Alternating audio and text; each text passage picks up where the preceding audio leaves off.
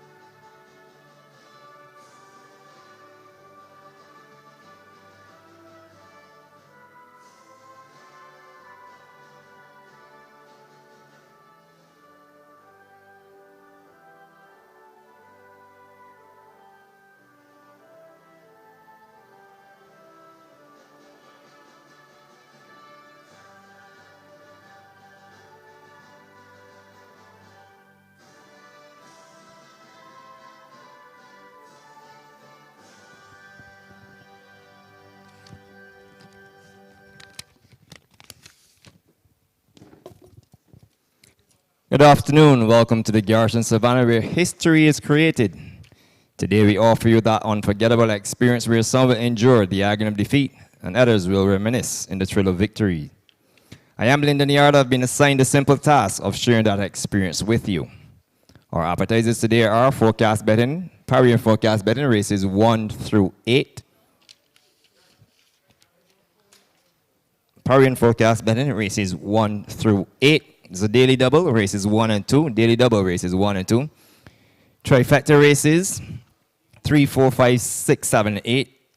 1, 3, 4, 5, 6, 7, and 8. Superfecta races today 1, 4, and 6. 1, 4, and 6. The high five is race number 8. Race 8, your high five. The pick 3 today, races 6 through 7. 6 through 7. Soca 6s will be 3 through 8. 3 until 8. And the pick 4 races will be races 5 until 8. 5, 6, 7, and 8. The main course today, of course, is the 55th anniversary of the Independence Handicap. That goes 1,800 meters around 4:25 in the afternoon. A field of 7 will contest that race, which is for horses rated 90 to 72. I do hope you enjoyed today's appetizers. Bon appetit. To the changes thus far, in race 1, take out horses 3 and 8. Mikal and Tomasi doesn't go. Race 3 and 8 don't go in the opener. Race number 2 will be the horses 2 and 5. Horses 3 and 5, beg your pardon. Piton's Punch and number 5, Honey Jazz. The lone scratch in race 3 is horse number 5, Gabriel. Gabriel don't go in race number 3. There is no change to the afternoon's 4th race. No change to the 4th. In the 5th, we will go without horses 7 and 12. 7, Something for Santan. And number 12, Rainbow Warrior. In race 6, you can take out horses 6, Future Star. 7, Rockin' Robin. And 12, It's All About Me. Take out 6, 7, and 12. The feature race will be the horse number 2, Stockyard. Stockyard stays indoors out of the afternoon's feature race. And in the nightcap, scheduled for 5 p.m., we will run without horses 6, 9, and 13. 6, Little But Lucky. 9, The Awesome Fox. And 13, Sebastian. And just to let you know what's on the appetizers today, there's a minimum guarantee of some $2,000, inclusive of a carryover, some $746.10 to a single winner for the winning combination today's superfecta in race 1. Carryover of some $746.10 towards $2,000 per in the superfecta for race number 1. And there's a $2,000 to a single winner for the winning combination of today's Super Factor in races 4 and 6. Races 4 and 6 will carry a $2,000 purse minimum guaranteed. The Soca 6 will also pencil off at $2,000. And the Pick 4 is a minimum guarantee of some $2,000 inclusive of a carry over some $490.20. $490.20 in the Pick 4 wagering. And the high five today, please note all guarantees will be paid at some, for a single winning combination in each game advertised above. So there you have it. Some of the pre-betting information. You can go to the BarbadosTurfClub.org site and then you can download the app. So you can play from the comfort of your home. Click on create an account. Use your credit card, enter the necessary information, the amount you will want to wager, and from the luxury of wherever you are in Barbados, you can play from your fingertips. Race number 1 is the Coat of Arms allotted race, and this race goes a distance of 1,100 meters. And just let me give you some info on the Coat of Arms. That is that kind of the afternoon. The Coat of Arms was designed by Mr. Neville C. Connell, who was a director of the Barbados Museum for almost 24 years. The golden shield of the arms carries 2 Pride of Barbados flowers, the national flower and the bearded fig tree. On the right, Dexter is a dolphin, symbolic of the fishing industry. And on the left, Sinister is a pelican. Above the shield is a helmet mantle, and on the reef is the arm and hand of a Barbadian holding 2 cross pieces of sugarcane, symbolic of the sugar industry. This is the Salter Cross, the cross upon which St. Andrew was crucified. As I said, it's for West Indian bred 2-year-old maidens, and they will go a distance of 1,100 meters. The purse is $16,500. Let's start with horse number 1, The Code. This is the property of Galileo Racing Inc., trained by Philip Batson, ridden by Slade Jones, goes to post with a weight of 118 pounds on The Code. Let's pick up number 2, Virginia Park. And this will race in the Ice Golden String, just coming onto your track in your picture. The property of Melrose Racing, ridden by Anthony Bishop at 118 pounds. The trainer is Rommel Perkins Lovell. Number 4, Kitten Star, in the colors of Mr. RJ. Ridden today by Delana Lopez, goes to post at 122 pounds. And Richard Dean has given all the instructions that Delana Lopez will need. Over the page, horse number 6 having the first time start. This is Jack Ruby, owned by Friends and Family, trained by Rommel Perkins Lovell. His second runner here goes to post at 118 pounds for this assignment. And Jack Ruby is ridden by Gerald Beckles. So change the rider there. Jack Ruby is ridden by horse number 6, is ridden by Gerald Beckles for Friends and Family. So good to have them involved in racing. Welcome to the game. And Rommel Perkins Lovell is your trainer. Get Cracking is horse number 7, just coming into your picture. Owned by Chalner Jones, trained by Philip Batson, ridden by Enrico Prescott, and goes to post with a weight of 114 pounds. Moving down the page, Gabby's Girl is horse number 9, owned by Sir David Seal, trained by Stephen Bynum, ridden by Ricky Walcott, catches 116 pounds for this assignment, and that's your 2 to 5 favorite on the board. We flick the page, we're going to pick up Social Distance. This is horse number 10, owned by Lady Seal, trained by Andrew Nunez, ridden by Rhea Williams at 121 pounds for start number 2 for this colt. Number 11, Francine, the property of Luther G. Miller III and his wife, Susan Miller, trained by Victor Cheeseman. Rashid Hughes is on board at 116 pounds. And horse number 11, Francine, fitted with a tongue tie, is present on the board at 7 to 1. On the outside, first time starters, horse number 12, Rosemont, owned by Mr. Northcourt, trained by Kenny John, who would have instructed jockey Deshaun Gaskin on what he needs to do to get this 2-year-old chestnut colt by Rock Commodore out of Deal or No Deal cross the line, and they go to post with a weight of 116 pounds. So you have a first time starter in horse number 12, Rockham Rosemont. And then the other first time starter is horse number 6, Jack Ruby, who's a 2-year-old bear colt by Rock Commodore out of Miss Saigon. And for the equipment, Let's go from the code. The first two will be without equipment. Number 4, Kitten's Star, rears a visor. Jack Ruby, number 6, rears a tongue tie. And the other equipment used is user Francine, who's fitted with a tongue tie. This race offers Parry Forecast, right factor, and a super factor. My winner is going to come from horse number 9, Gabby's Girl, going in the right direction. 6 in her first outing, 4th, then 2nd. He's jumping in 2s, but there's no 2 ahead of 2 other than 0, so it means then that Gabby's Girl should follow that path and go to the winner's enclosure here under Ricky Walkup for trainer Stephen Bino and owner Sir David Seals. That's my winner, number 9, Gabby's Girl. On my second lane, we'll take horse number 7, Get Cracking. And this one got cracking in the first start. When she finished 3rd, then she went 2nd. So on that trajectory path, it is due. She is due to the winner's enclosure, but you can only have one winner unless we get a dead heat. This one falls on my second line under Enrico Prescott at 114 pounds. On my third line, I'm going to take horse number 10, Social Distance, 5th in the only start that he had, and that race was won by Princess Julia from Gabby's Girl and Tamar. So I'm elevating this one up from that 5th position to the 3rd spot. And I'm going to take horse number 11, Francine. Now she's completed 3 4th place finishes as Tua's favorite. So I'm going to keep her in that 4th slot as she seemed unable to finish off the job. And even though champion jockey Rashid Hughes returns to the irons today, I'm keeping them to make it 4 for 4 in position number 4. Race 1, I'm going 9, 7, 10, and 11. Good luck. Join me for the afternoon's second race.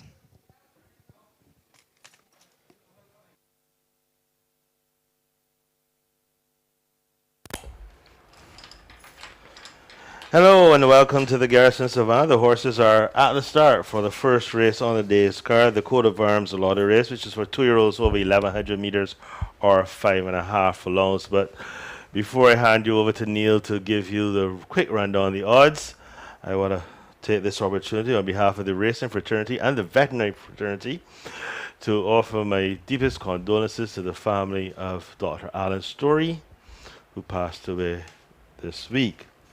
Alan was a amazing vet, a wonderful human being, a lot of fun to be around, and throughout the day I will share some of my memories with Alan. I had the pleasure of not having him only as a colleague and competitor, but he was my vet before I went to university, and he will surely be missed by all of us in the racing and veterinary community. Neil, the voting process has started, and maybe you could just give the odds quickly. Hi, good afternoon, Dean, and also my condolences to the family of Dr. Story. Race 1 is the Coat of Arms allotted race, the Coat of Arms race, and it's a race going for horses, West Indian bred 2-year-old maidens. Horse number 1 is the code, having his first start, is a 2-year-old brown colt by Amador out of Millennium Mile, ridden by Slade Jones, is in at 32 to 1, and the code is should say that the code is a half to ultimate. Horse number 2, Virginia Park, is in at 23 to 1, owned by Melrose Racing. Antonio Bishop rides, 118 pounds. Number 4 is Kitten Star, owned by Mr. RJ. Delano Lopez rides, and Richard Dean is the conditioner, and number 4 is in at 21 to 1. Scratching horse number 5, Dancing Prospector. Horse number 6, Jack Ruby, is going here for Friends and Family, trained by Ramel Lovell. Eric Daniel rides, the weight 118 pounds. That's number 6, Jack Ruby. Eric Daniel rides 118, and it's in at 18 to 1. 9 to 5. On horse number 9, that is Gabby's Girl, owned by Sir David Seal, trained by Stephen Bino. Ricky Walcott rides 116 pounds. That's number 9, Gabby's Girl. Ricky Walcott 116 and is in at 9 to 5. Over the page we go to horse number 10, Social Distance. I should say number 9 now comes into 3 to 5. Number 10 is in at 15 to 1. So that's number 10, Social Distance. is in at, let's make sure that we have everything clear here. It's in at 15 to 1. Number 11, Francine, is in at 4 to 1 and 50 to 1 on horse number 12, Rosemont, as the loading process is in an advanced stage. Rosemont is 50 to 1, Francine 4 to 1. Number 10, Social Distance, is in at 15 to 1. 3 to 5 on horse number 9, that's their favorite, Gabby's Girl. 9 to 5 on number 7. And for the call, race number 1, Dean Springer. Yes, one more to load, and this is Rosemont.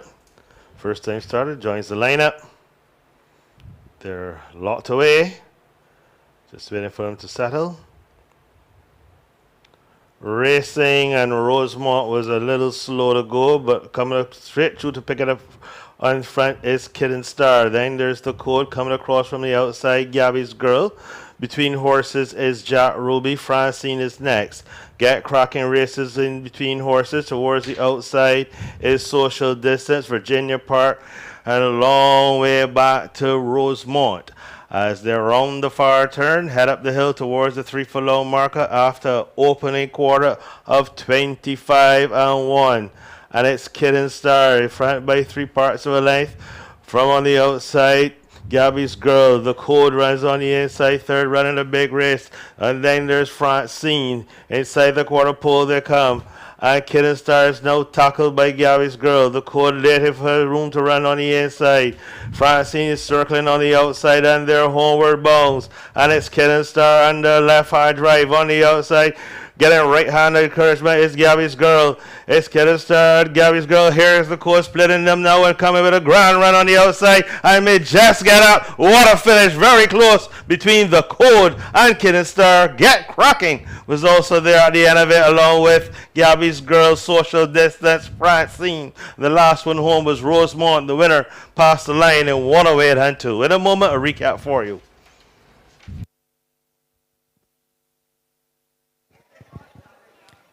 And the time posted on the board, 108 and 2. 108 and 2. Just to let you know, the track conditions listed as good, but we are a little soft between the 4 and 3 furlong pole. Track conditions listed as good, but we are a little soft between the 3 and 4 furlong pole. 108 and 2 as we await the unofficial results to be posted on the board in the afternoon's opener.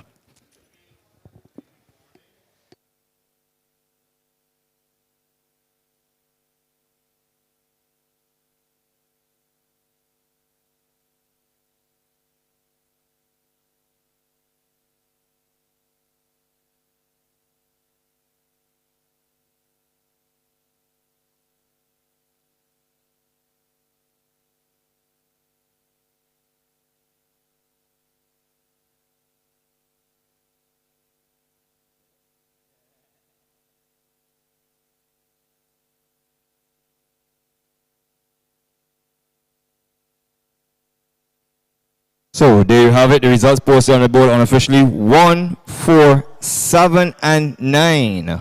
1, 4, 7, and 9. The winner horse number 1, the code. Second horse number 4, Kitten Star. Third horse number 7, Get Cracking. And fourth was horse number 9, Gabby's Girl. 25 and 1 for the quarter. Half mile, 49 and a fifth. And to stop the clock in 108 and 2/5 on this, the Barbados Turf Club first day of its third and final racing season for 2021. Yes, and well, Kid Star. Then there's the code coming across from the outside, Gabby's Girl. Between horses is Jack Ruby. Francine is next. Get Cracking races in between horses. Towards the outside is Social Distance, Virginia Park, and a long way back to Rosemont. As they round the far turn, head up the hill towards the 3 furlong marker after opening quarter of 25 and 1. And it's Kid Star in front by 3 parts of a length.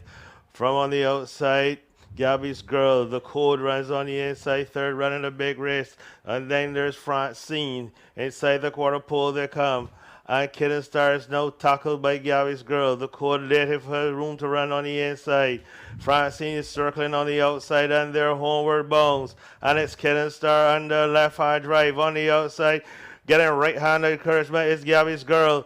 It's Kidden Star, Gabby's Girl. Here's the course splitting them now and coming with a grand run on the outside. I may just get up. What a finish. Very close between the Code and Kidden Star. Get Cracking was also there at the end. Run on the inside. Francine is circling on the outside and they're home. Slade's grandparents, of course, those is Miss Dana Jones, and of course his grandfather, the legendary jockey, trainer, and breeder, Challenger Jones. And Slade records win number 2, and congratulations to him. Second past the post was horse number 4, Kidden Star, just denied under Delano Lopez. Third was horse number 7, Get Cracking, while finishing fourth was number 9, Gabby's Girl, who really just stopped badly inside the last 50 yards or so. The opening quarter was 25-1. The half mile was 49-1. And the winner stopped the clock in 1:08-2.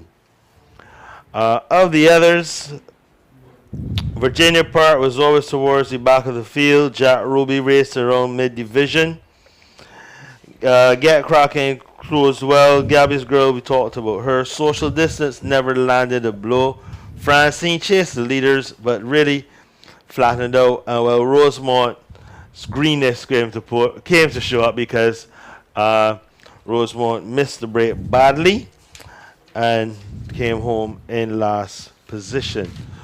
So while the pictures are being taken in the winner's circle, congrats once again to all the connections of the Code, and he lit up the tote board. Neil, you were saying, what was it, 30? It was 31-1 just before the gates flew, and at the end, I think it was just about 16-1. I think the last time I saw. So it lights up the tote board. So if that's where the day is going to go today, the punters are going to have a headache or lots of money to be won.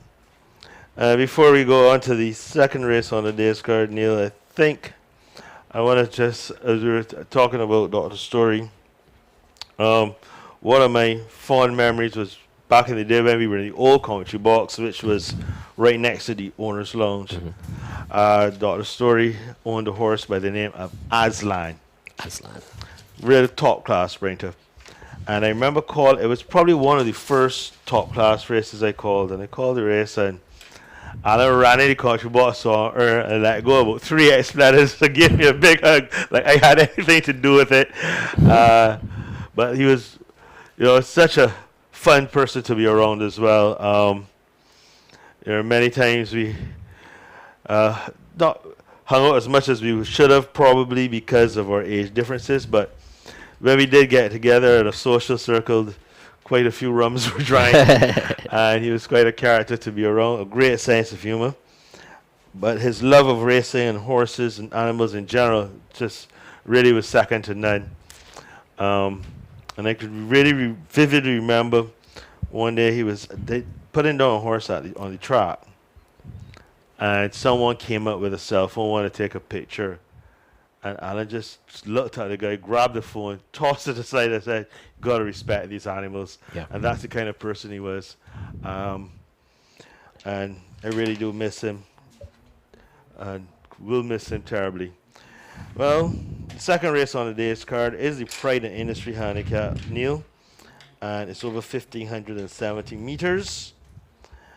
And we have a couple of non-starters. You can scratch horse number 3, Piton's Punch, as well as horse number 5, Honey Jazz. So those two will stay indoors, and those are going will be number 1, Ollivander, is owned by Miss Marina Corbin and Master Stephen Walcott and Richard Edgell, conditioned by Victor Cheeseman. Ricky Walcott is aboard, the weight 116 pounds. Number 2 is Rio Ponte, owned by Messrs. Steve and Alan Madu, trained by Robert Pierce. Delano Lopez rides 128 pounds. That's horse number 2, Rio Ponte. Delano Lopez, 1-8. The Jet Setters own horse number 4, Nasty Critter. Trainer Robert Pierce will be legging up champion jockey Rashid Hughes, the weight 118 pounds. Number 4, Nasty Critter. Hughes rides 1-8. Number 6 is Nelos, owned by Box 2, trained by Kenny John. Enrico Prescott rides 120 pounds. That's number 6, Nelos, in blinkers. Enrico Prescott rides 120. Robbie Pierce will also put the saddle on horse number 7, Marengo, for owners Stephen Allen Madu. He will leg up Afri Ward with 122 pounds. Number 7, Marengo, Afri Ward rides 122. So that's the field for race number 2, the Pride and Industry Handicap. I will ask you to join us a few minutes before post time.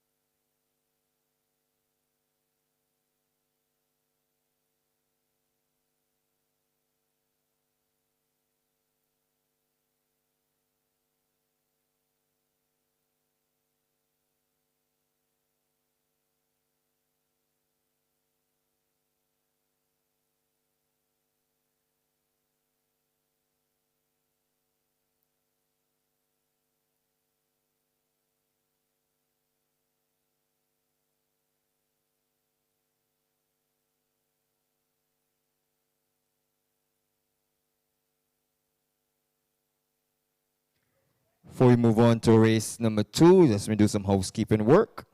Coverage of races today brought to you on 92.9 FM, VOB 92.9 FM.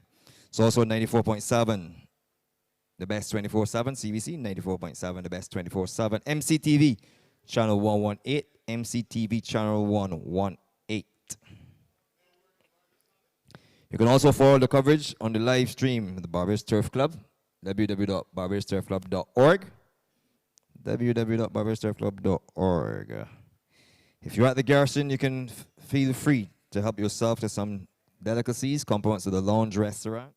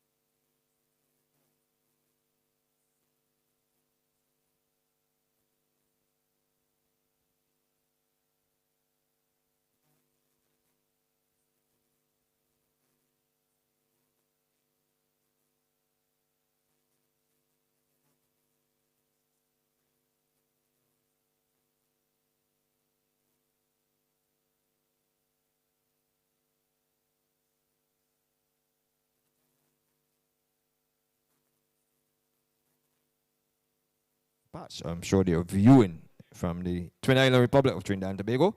This one is trained by Robert Pierce, ridden by Dylan Lopez, 128. He will claim 3 to go at 125 pounds for his second race in Barbados. Number 4 is Nasty Critter, the property of the Jet Setters. Ridden by Rashid Hughes at 118 pounds. The equipment is a tongue tie, and Robert Pierce will give a 4-time champion jockey of Barbados any instructions. Not that he usually needs any. Over the page, we're going to pick up horse number 6, Nilos, the property of Box 2, trained by Kenny John, ridden by Enrico Prescott, goes to post at 117 pounds, and Nilos is fitted with the blinkers as usual. And on the outside, in this field of 5, is a stablemate of Rhea Pointy. This is Marengo, a winner last effort over the same Rhea Pointy as he exits the parade ring. This is the second runner here for the combination of Stephen Alamadu and trainer Robert Pierce. And Alfie Ward retains the ride, having won last race day over 1,100 meters. That's the field for this afternoon's second race. This race will offer parry and forecast. And I'm going for the speed on top. So I'm going to take horse number 2. No exit in the parade ring. Rhea Pointy. And this is the first time that she's stretched out to 1,570 meters. She holds a victory in Trinidad at this trip on the turf as well. So she shouldn't have a problem getting the trip. And says she's by Rhea Pointy out of dangerous behavior. And we'll see how she stretches out handling the turn for the first time. She looks well, turned out well, manicured or pedicured, however you want to put that for this occasion. Going down on the toes. And we'll see how she handles the going here at the Garrison Savannah, which is listed as good. And is good to soft between the 4 and the 3 furlong pole. So I'm getting the win here for Stephen Allen Madu and trainer Robert Pierce. On my second line, I'm going to take the other speedball in the race. This is Ollivander. And if he gets his way up front, it could be over before they shut the gates back. If not, I suspect he could pay the price, because once he's usually challenged, then he doesn't have that big fighting spirit. But he seeks win number 4 in career start number 13. Ricky Walker is on board, as he has been for the last 2 efforts, which resulted in a victory over 1,800 meters and a second place over 1,800 meters. And both those instances, he controlled the fractions and was narrowly done out of it last race day by Fillmore's. And figures going 1,570 meters to be right up his alley as he just comes into the picture. Horse number 1, the other choice here in Ollivander. And this one falls on my second lane. So I'm going for the exacta here, and this race would be the second leg of the daily double. Remember, we have the pick 3 coming up. And actually, not the pick 3. We have the Yes, the pick 3 will start from races 6, 7, and 8. The Soca 6 will begin next race, and the High 5 from races 5, 6, and 7. So in race 2, the Pride and Industry handicap, I'm going for a 2-1 finish. Rhea Pointy from Ollivander. Take this opportunity to say good afternoon to fellow jockey Anderson Tom Trotman and wish him a speedy recovery. I'm sure that he's glued to the television set watching his fellow jocks, and he would have been victorious over Ollivander last race day when he had the victory astride Phil Moores. And I want to wish the 8-time champion jockey of Barbados a speedy recovery as he recovers from a broken tibia. So good afternoon to Anderson Tom Trotman. Stay tuned for coming attractions.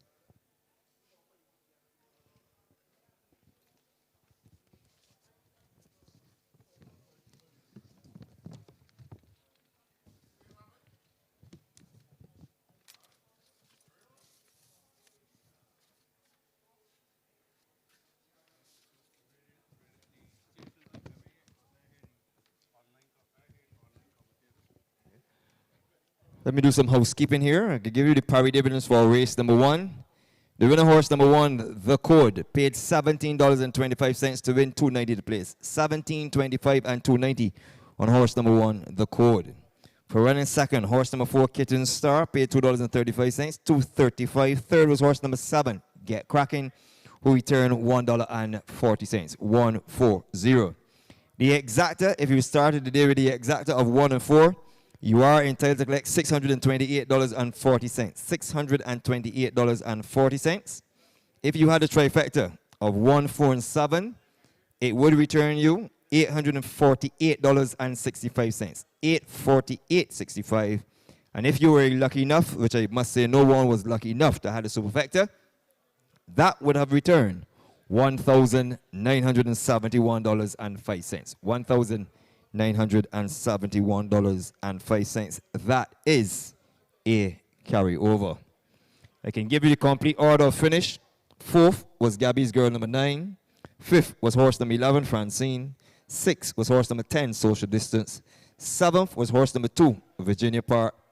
8th was horse number 6, Jack Ruby.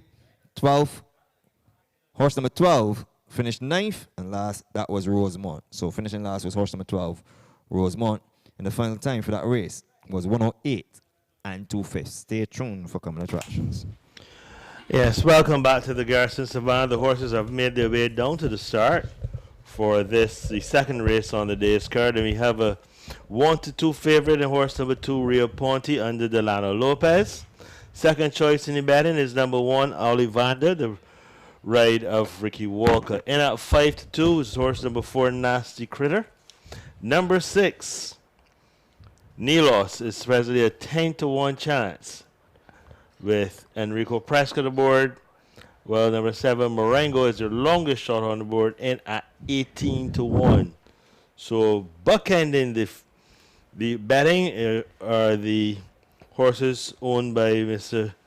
Stephen Allen Madu. Number 2, Rio Ponte, being your 3-5 favorite, and Marengo in at 19-1. Coming into this race, you must say Rio Ponte had one start here in Barbados, finishing second behind Marengo.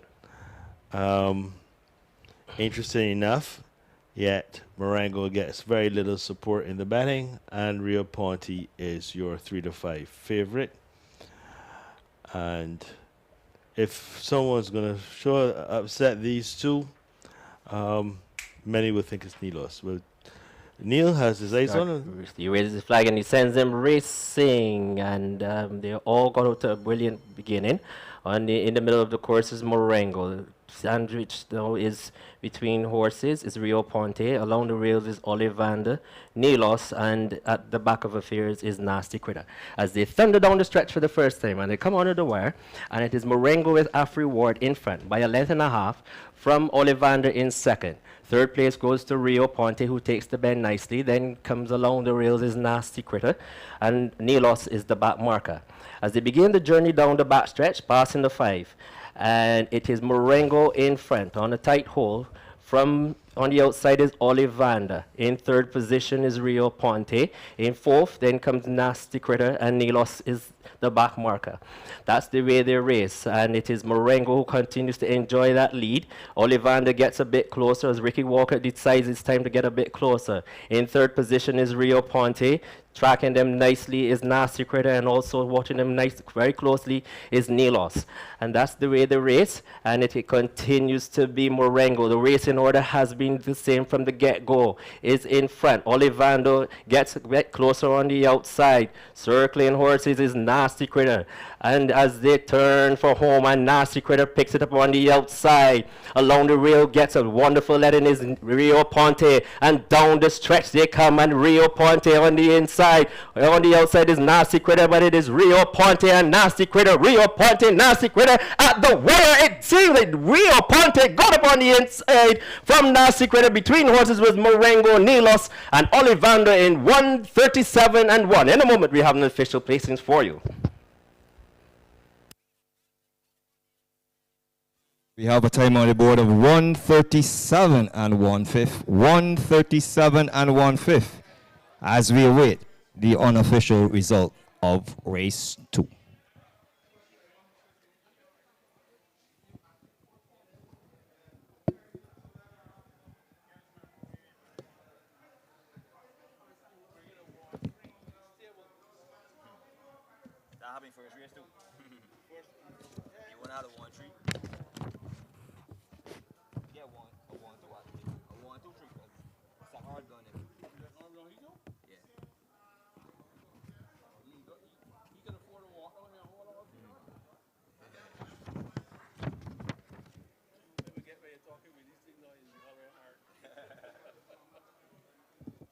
And the results posted on the board: 2, 4, 7, and 6. 2, 4, 7, and 6. The winner, horse number 2, Rio Ponte.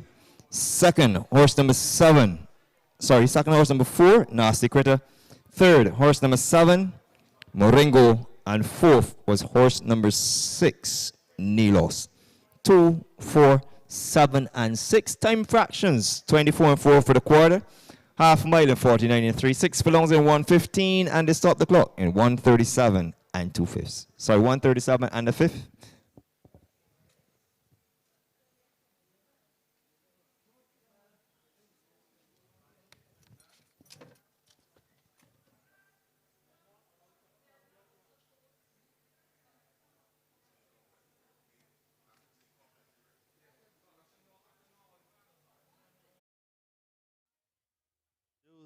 Number 2, Rio Ponte.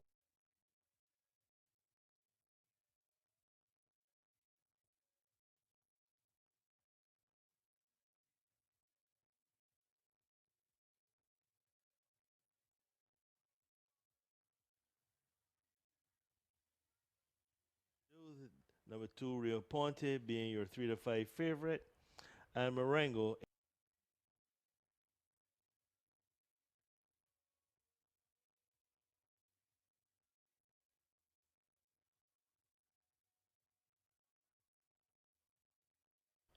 Neil has his eyes on him. He raises his flag and he sends them racing, and they all got out to a brilliant beginning.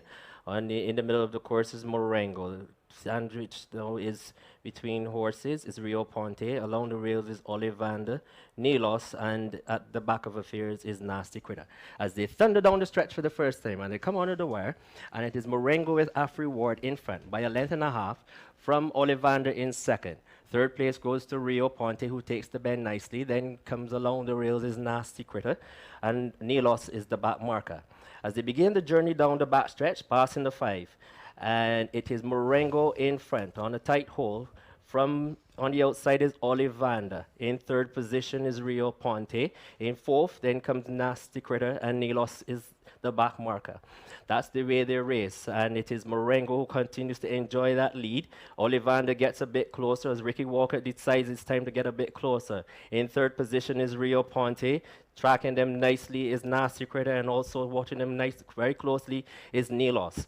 And that's the way they race, and it continues to be Marengo. The racing order has been the same from the get-go. Is in front. Ollivander gets a bit closer on the outside. Circling horses is Nasty Critter. And as they turn for home, and Nasty Critter picks it up on the outside. Along the rail gets a wonderful letting is Rio Ponte. And down the stretch they come, and Rio Ponte on the inside. On the outside is Nasty Critter, but it is Rio Ponte and Nasty Critter. Rio Ponte, Nasty Critter at the wire. It seems like Rio Ponte got up on the inside. In hand, I do believe that she the can afternoon do a second lot race, better. the Pride and History handicap, The which winner went at for distance race of number 2, 1,570 Rio Ponte, owned by meters. Mr. Steve and Alamadu, trained by Robert Pierce. Delano Lopez rides 125 pounds. They did the opening quarter in 24 and 4, the half 49 and 3, 3 quarters in 115 flat, and they stopped the clock in 137 and a fifth. As we Yes, Neil, it's quite interesting event. Robbie Pierce having 3 runners in here. Guess a 1, 2, 3. I don't think anyone would be surprised in that. What I found surprising was that the odds that Marengo was at 15 to 1 just before the off. And this is surprising because he had beaten Rio Ponte want to start back, and Rio Ponte went off at to the 5 favorite. But there's not much you can take away from this mare. She definitely quickened up nicely when the opportunity came, and in the end, I think she went a lot easier than the distances would have appeared. Second was horse number 4, Nasty Critter, owned by the Jet Setters, trained by Robert Pierce. Rashid Hughes rode 118 pounds. Third, horse number 7, Marengo, stablemate, as Dean said, 1, 2, 3. Number 7, Marengo, owned by Stephen Adam Madu, trained by Robert Pierce after Ward Road. And fourth was horse number 6, Nelos, owned by Box 2, trained by Kenny John, Enrico Prescott, 117 pounds. So we have the official placings for you for race number 1, where the winner was horse number 1, The Code. Second, horse number 4, Kitten Star.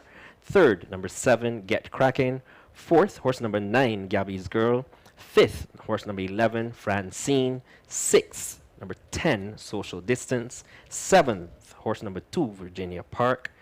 Eighth, number 6, Jack Ruby.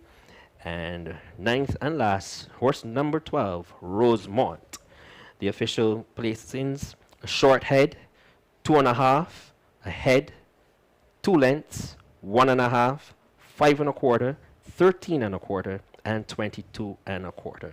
I repeat those distances again: a short head, 2.5, a head, 2 lengths, 1.5, 5.25, 13.25, and 22.25 lengths. They stopped the clock in 1:08 and 2/5. Opening quarter 25 and a fifth, and they completed the half in 49 and a fifth. And that was those were the official distances for race number 1, the Coat of Arms event, and that was for horses for West Indian bred 2-year-old maidens. West Indian bred 2-year-old maidens. And as we take a look here around the Garrison Savannah, it's a beautiful day here at the Garrison. Very, very beautiful, very sunny, and the weather should hold for the rest of the day. Dean, we're going to move on to race number 3, the Independence Parade Handicap. It's going the distance of 1,800 meters or 9 furlongs. 4 horses 3 years old and older, rated 50 to 32. 50 to 32, and the starters are as follows. Number 1 is Despoiled Child, owned by Mrs. Claudette Harewood, trained by Richard Dean. Ricky Walcott rides 121 pounds. That's number 1, Despoiled Child. Ricky Walcott, 1-1. Sunset Farms Stevenson's Thunder is horse number 2, conditioned by Hayden Nichols. The apprentice Deshaun Gaskin aboard, the weight 117 pounds. Number 2, Stevenson's Thunder, Gaskin, 117. Gaskin is a 7-pound claiming apprentice. Number 3 is High Velocity, owned by Mr. John P. Drake and Mrs. Gloria M. Drake and Mr. Lowell Rollins.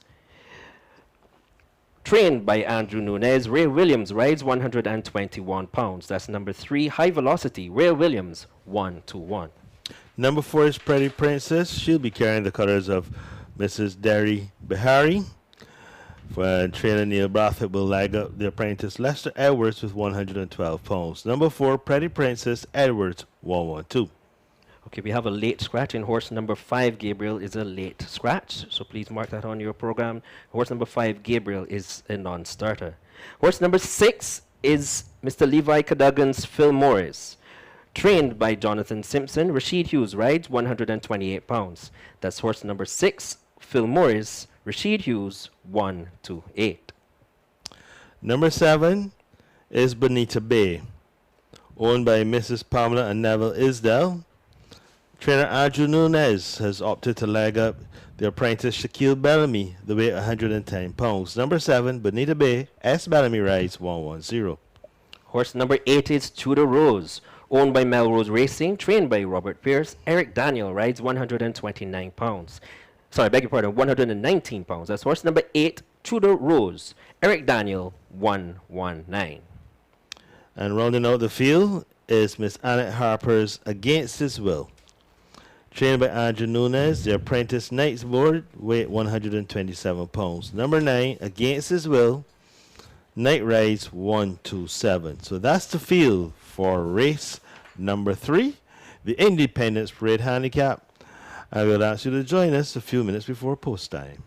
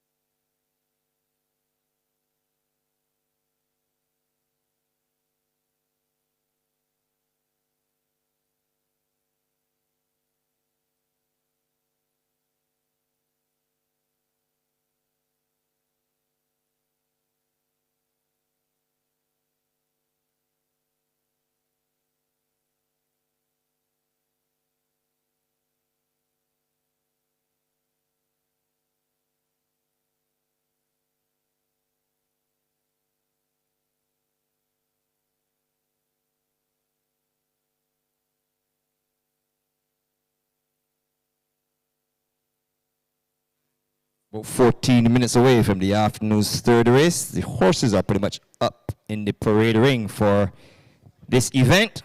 And as we continue with the Independence Celebration Race Day, which features the 55th running, the 55th anniversary of Independence, that's the feature race, race number 7 on today's 8-race program. We have a feature coming up for you momentarily, and hopefully will come calling following the running of this race, which happens to be race number 3, the Independence Parade Handicap for 3 years and older horses rated 50 to 32. By extension, it's over the horses rated 31 and below. Let me give you some information relative to the Independence Parade. The Independence Parade in Barbados is celebrated in November with a series of events and activities, often surrounding a military parade. On the day itself, this impressive parade is held at the Garrison Savannah Racecourse, which has been the site for the first Independence celebration ceremony back in 1966. Other sites to have been used for the parade over the years were National Heroes Square, the Bridgetown Port, and the Kensington Oval. Just a briefing on the Independence Parade. And for this event, which goes a distance of 1,800 meters, the purse is some 16,500 smackaroos. Number 1 is the Spoiled Child, the property of Claudette Earwood, trained by Richard Dean. Ricky Walcott claims aboard. The goal post at 121 pounds, and the Spoiled Child is fitted with a tongue tie. Number 2, Stevenson's Thunder, owned by Sunset Farms, trained by Hayden Nichols. Deshaun Gaskin is aboard. He will take off 7. We'll go to post at 115 pounds, so he takes off 7 and puts back up 5.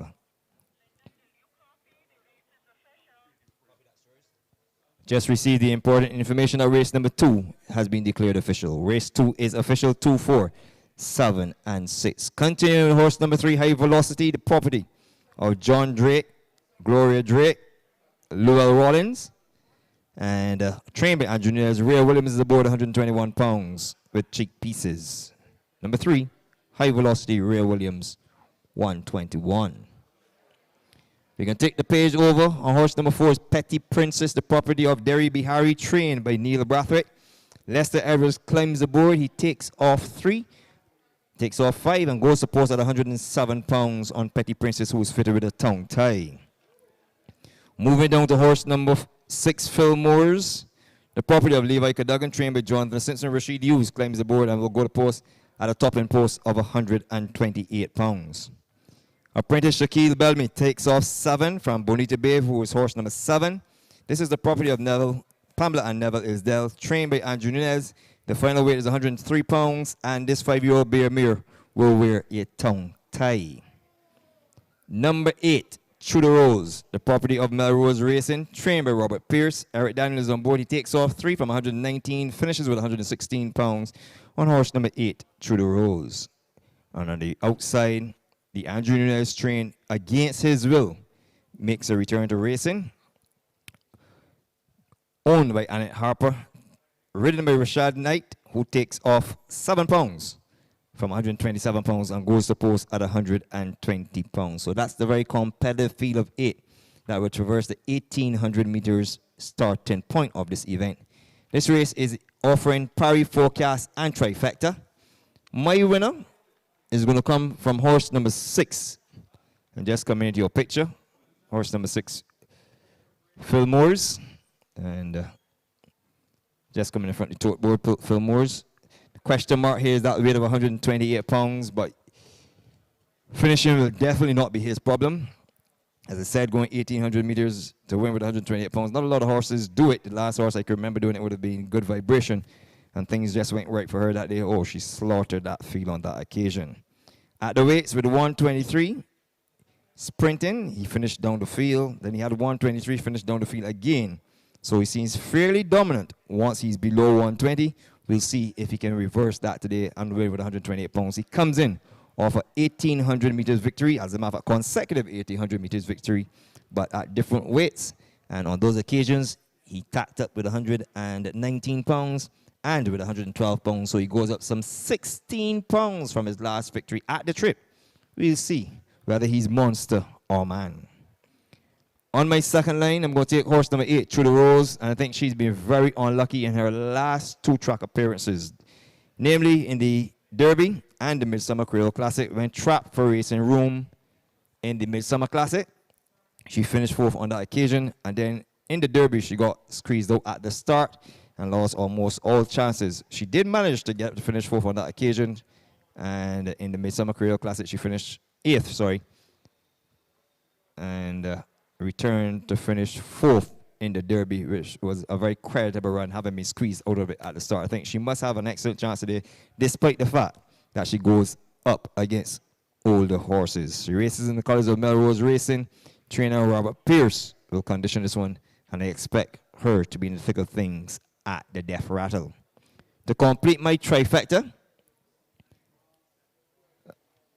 I am going to take horse number 3, High Velocity, who ran an excellent race on debut. She then disappointed badly in her next 2 starts before rekindling some form over 1,100 meters. Stretches back out to 1,800 meters. Stretches out, actually, to 1,800 meters for the first time.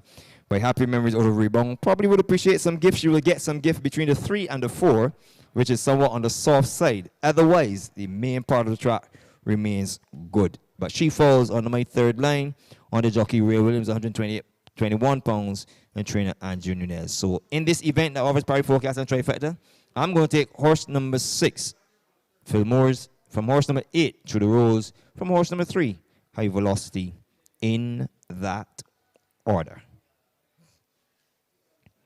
Just let me give you some Parry dividends for race number 2, which was made official a short while ago. And I can tell you, the winner, horse number 2, Rhea Pointy, paid $1.60, $2.85. $1.60 to win and $2.85 to place on horse number 2, Rhea Pointy. For running second, horse number 4, which happens to be Nasty Critter, returned $1.05, $1.05. There was no third money. The 2-4 forecast paid $9.05, $9.05. And if you had the daily double of race 1, the code, race 2, Rhea Pointy, you're entitled to collect $151.85. $151.85 for the only daily double on the card. Let me inform you that this race here is the first leg of the Soca 6, the first leg of the Soca 6. So you would want to get your wagering on as well to have a chance at the Soca 6. It comes a calling in this event, and I'm going to give you my Soca 6 selections, and I hope that it puts you in the right area and you at least land on your feet in good stead. So for the Soca 6, remember the Soca 6 today will be races 3 through 8, 3, 4, 5, 6, 7, 8. You are asked to select the top horse in each race to stand a chance at winning that prize. Now, for my Soca 6 selection, I'm going to spend $114. So in race 1, race number 3, I'm going 6 and 8. I'm going 2 across in race 3, 6 and 8. In race 4, I'm going 3 across, 2, 3 and 7, 2, 3 and 7 in race 4. In race 5, I'm going 2 across, which is 1 and 3, 1 and 3 in race 5. In the 6th race, I'm going to take 3 horses, 1, 4 and 13, 1, 4 and 13. In the feature race, I'm just going to take 2, 1 and 6, 1 and 6 in race 7. And the nightcap, I'm going to take 4. I'm going to go 4 deep. 2, 4, 5, and 7. 2, 4, 5, and 7. And that works out at $114 at 50 cents for today's Soca 6. So remember, to stand a chance of winning today's Soca 6, you must wager before this race is run off. To give you the complete order of finish for race 2, 3rd was Marengo, horse number 7. 4th was Nilos, horse number 6. 5th and last was horse number 1, Ollivander. So it finished 2, 4, 7, 6, and 1. The final time, 1:37 and 1/5. We are just about 4 minutes outside of the afternoon's third race, the Independence Parade Handicap. Stay tuned for coming attractions.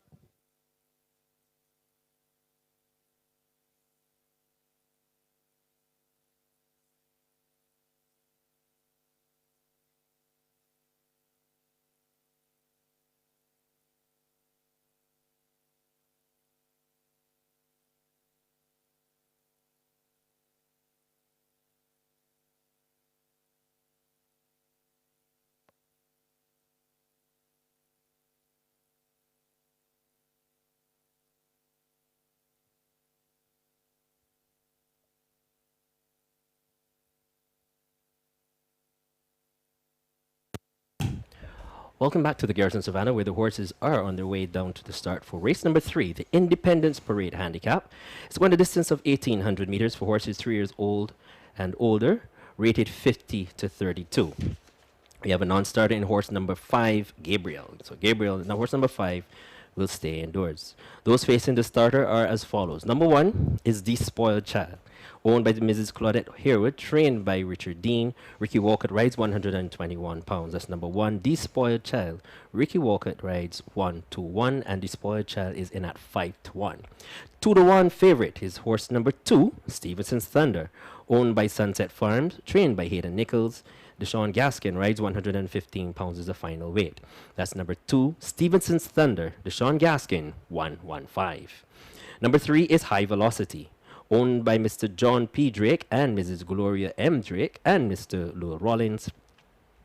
Trained by Andrew Nunez, Ray Williams rides 121 pounds. That's number 3, High Velocity. Ray Williams, 1-1. And I should say High Velocity will be outfitted in cheek pieces. High Velocity is also in at 15-1. 5-1 on horse number 4, Pretty Princess, owned by Miss Derry Bihari, trained by Neil Brathwaite. Lester Edwards rides 107 pounds. That's number 4, Pretty Princess. Lester Edwards rides 107, and Pretty Princess is in at 9-2. 2-1 on horse number 6, Phil Morris. And Phil Morris is going after a hat trick of wins, owned by Mr. Levi Cadogan, trained by Jonathan Simpson. Champion jockey Rashid Hughes rides 128 pounds as the final weight. That's number 6, Phil Morris. Rashid Hughes, 1-8. Number 7, Bonita Bay, is owned by Mrs. Pamela and Neville Isdell, trained by Andrew Nunez. Shaquille Bellamy rides 103 pounds as the final weight. That's number 7, Bonita Bay. Shaquille Bellamy, 103, and Bonita Bay is in at 16-1. 3-1 on horse number 8, To the Rose, owned by Melrose Racing, trained by Robert Pierce. Eric Daniel rides 116 pounds. That's number 8, To the Rose. Eric Daniel, 116. And the final starter, horse number 9, Against His Will, owned by Miss Annette Harper, trained by Andrew Nunez. Rashad Knight rides 120 pounds. That's number 9, Against His Will. Rashad Knight, 120, and is in at 11-1. So from the top quickly, as the loading process is in an advanced stage. 6-1 on horse number 1, The Spoiled Child. 2-1 co-favorite is Stevenson's Thunder. Number 3, High Velocity is in at 11-1. 5-1 on horse number 4, Pretty Princess. 2-1. Number 6, Phil Morris. Number 7, Bonita Bay, is in at 17-1. 3-1 on horse number 8, To the Rose.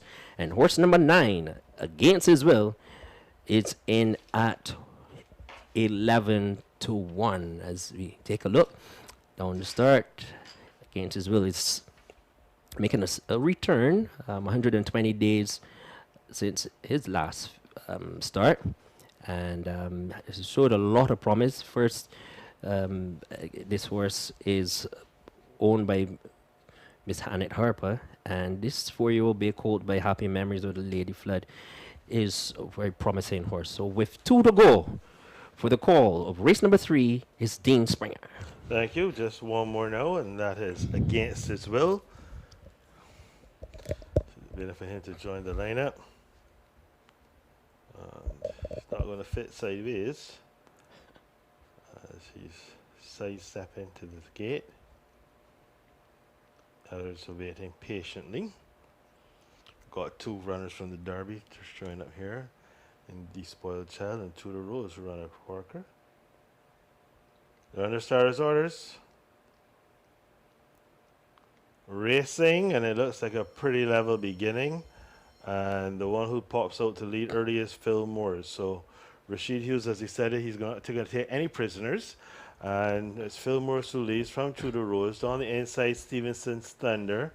In the striped jacket is High Velocity. Behind these is Bonito Bay in the green with orange cap. Towards the inside, the black and red half colors of Petite Princess. Then on the inside, just at about a length and a half adrift, is Against His Will, and the Spoiled Child is your back marker with a circuit to go. The opening quarter, 24 and 4. It is Filmers on the inside, and on the outside, 3 wide, is Bonita Bay. These two dispute the lead down towards the 5 furlong marker.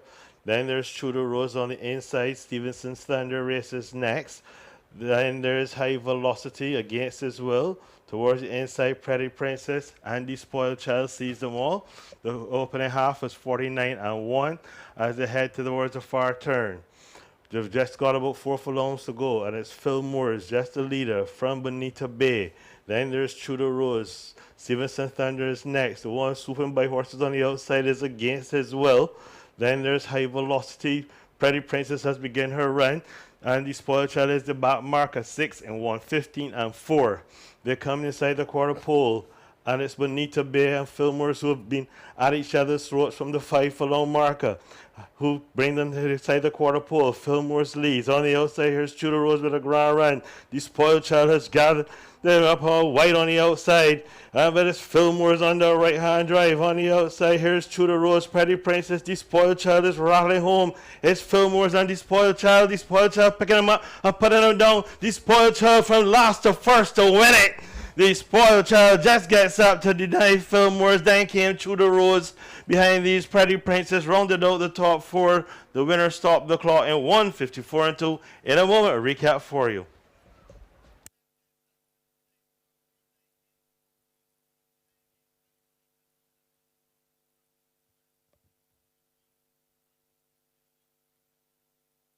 And the winning time for race number 3, 1:54 and 2/5. The winning time for the Independence Parade handicap over 1,800 meters as we await the unofficial results to be posted on the board.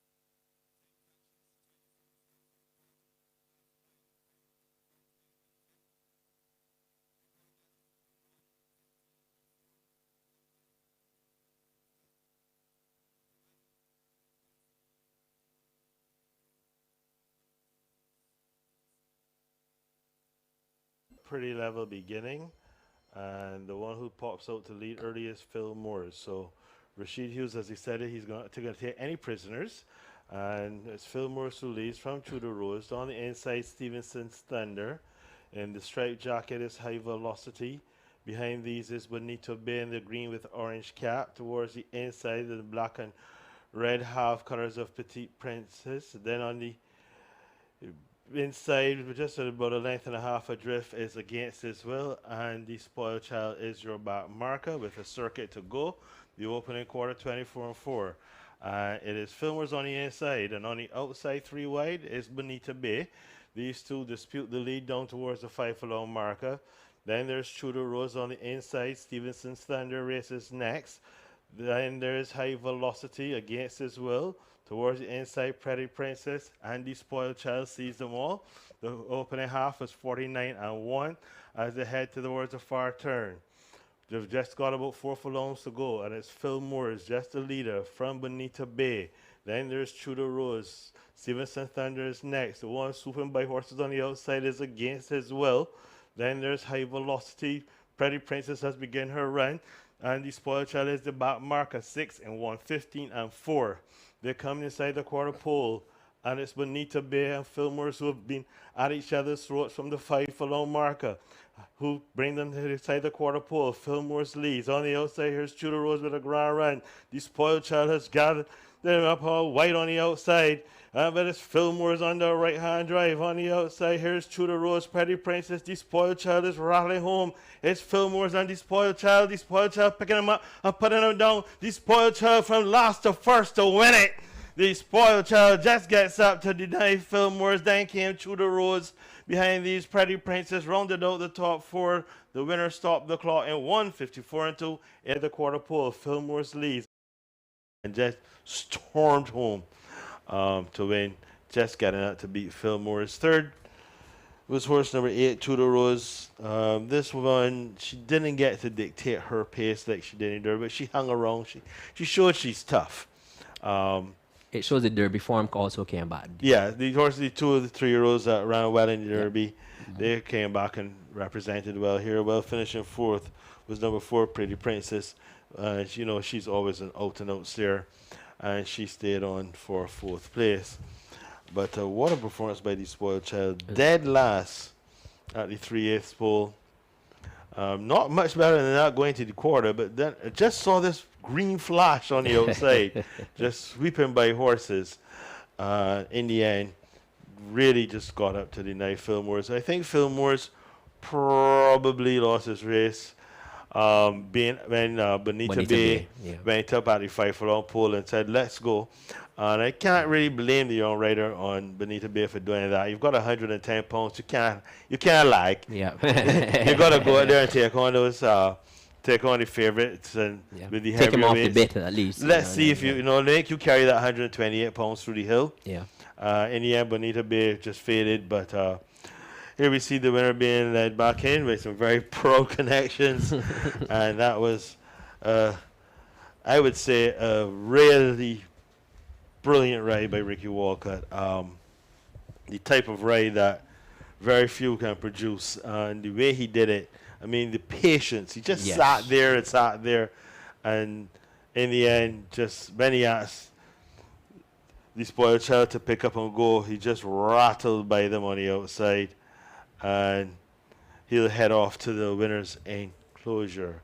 The opening quarter was 24 and 4, pretty brisk. Then they slowed it down to a half mile in 49 and 1, 6 furlongs in 1:15 and 4. The mile 1:41 flat, and the winner stopped the clock in 1:54 and 2. So that's the unofficial results for race number 3, the Independence Parade Handicap. And we'll move on to race number 4 on the day's card, where we have a field of 10 for the Garrison Home of Independence Handicap. It's over 1,100 meters, and it's for 3-year-olds and up, rated 55 and below. And we'll start with number 1, Brighton Star. Jonathan Simpson does the training for Dr. Juliet Skinner and Mrs. Angela Simpson. And he'll leg up the apprentice Kimar Kelly with 120 pounds. Kelly claims 7. Number 1, Brighton Star. Kimar Kelly rides 1-2-0. Number 2 is Time After Time, owned by Legends of Racing, trained by Elizabeth Dean, SCM. To Sean Hazelwood rides 125 pounds. That's number 2, Time After Time. To Sean Hazelwood, 1-2-5. Sir David Seals Defiant David is number 3, and trainer Andrew Nunez will put the saddle on for Ray Williams with 126 pounds. Number 3, Defiant David. R. Williams rides 1-2-6. Number 4 is Oriental Crown, owned by Mr. Andrew Nunez, Mrs. Natalia Nunez, and Mr. John Patrick Drake. Trained by Andrew Nunez, Rashid Hughes rides 122 pounds. That's number 4, Oriental Crown. Rashid Hughes, 1-2-2. Hayden Nichols trains number 5. This is Mario Aurora for owner Mr. Stephen Kelman. And Deshaun Gaskin gets a leg up, the weight 122 pounds. Gaskin claims 7. Number 5, Mario Aurora. Gaskin rides 1-2-2. Caribbean Dreamin' is horse number 6, owned by Royal Bamboo Racing, trained by Robert Pierce. Rashad Knight rides 130 pounds. That's number 6, Caribbean Dreamin', Rashad Knight, 130 pounds, and Knight claims should be claiming 7 to go to post with at 123 pounds. Super Heights is number 7, owned by Messrs. Akeem Brown and Peter Namey. Enrico Prescott gets the leg up by trainer Victor Cheeseman with 126 pounds. Number 7, Super Heights. Enrico Prescott rides 126. Heroic Adventure is horse number 8, owned by H&M, trained by Kenny John. Antonio Bishop rides 123 pounds. That's number 8, Heroic Adventure. Antonio Bishop, 1, 2, 3. Sir David Steele's Storm Force is number 9. The Stephen Bino trainee takes along 115 pounds and has Lester Edwards aboard. Number 9, Storm Force, Edwards 115. And the final starter is horse number 10, Conflict of Interest, owned by Mr. RJ, trained by Richard Dean. Jarrell Beckles rides 123 pounds. That's number 10, Conflict of Interest. Beckles should claim 3 to go to post with 120 pounds. And that's the field to face the starter. For race number 4, the Garrison Home of Independence Handicap is going a distance of 5.5 furlongs for horses 3 years old and older, rated 55 to 35. And until 5 minutes before post time, continue to enjoy this afternoon's proceedings.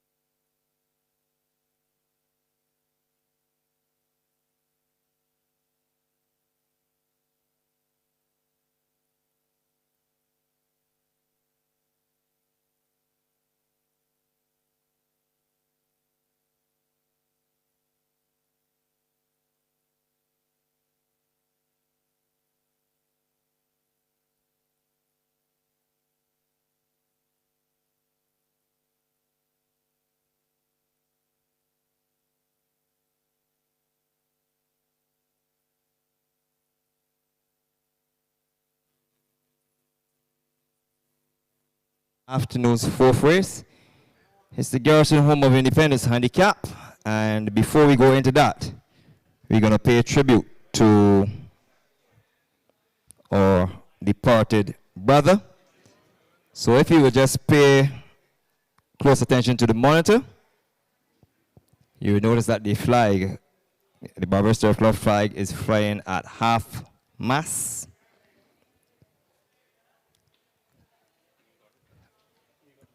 So we're just waiting. No, we flagged it up. Oh. So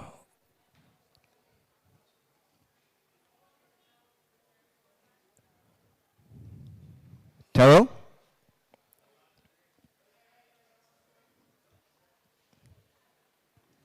The horses.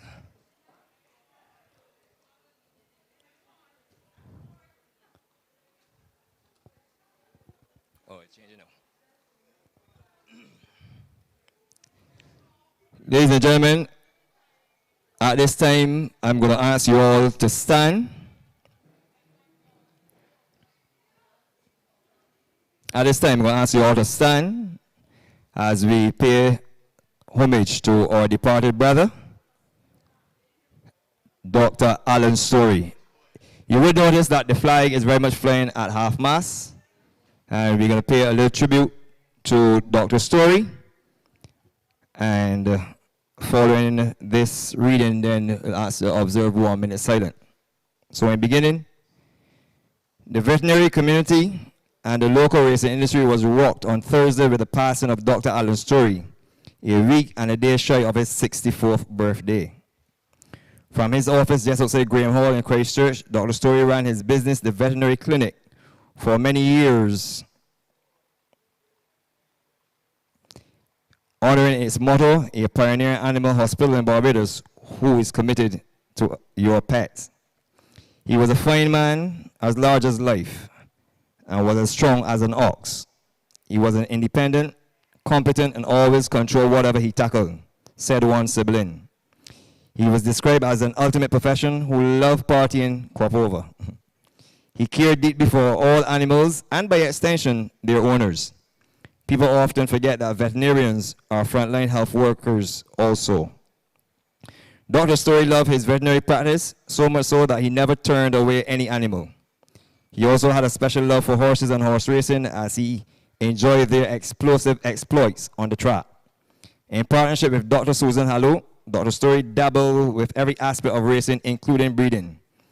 Together, this lethal combination produced racing wonder boys Nicodemus, who won the 2000 Barbados Guineas and the Midsummer Creole Classic, Apostle, who triumphed in the 2007 edition of the Guineas and the Derby.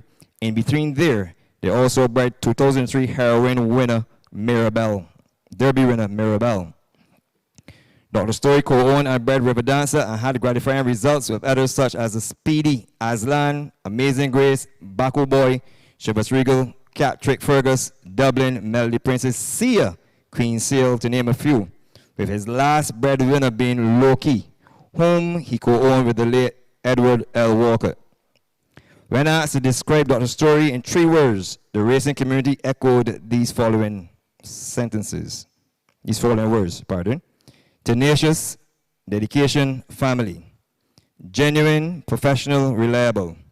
Passionate, curious, jovial. Honest, fair, helpful. Dedicated, honest, empathy. Dedicated, kind, gentle. Down to earth, lived his life. He was a true horseman who knew his stuff.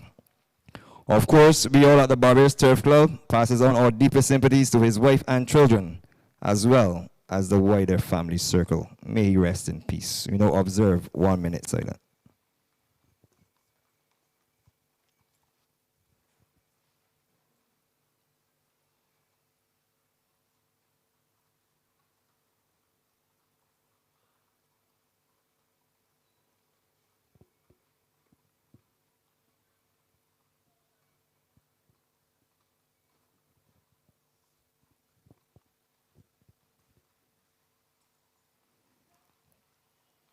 Thank you.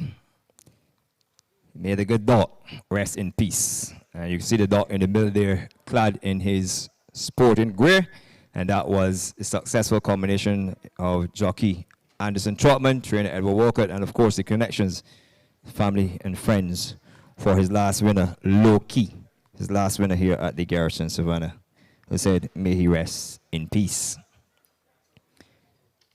We're now on to race number 4, and it's the Garrison Home of Independence handicap. And let me give you some information relative to the Garrison being the home of independence.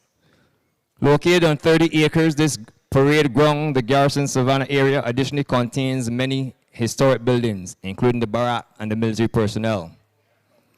By the middle of the 18th century, wealthy prominent Barbadians and regiment troops started the sporting tradition of horse racing at the Garrison racetrack.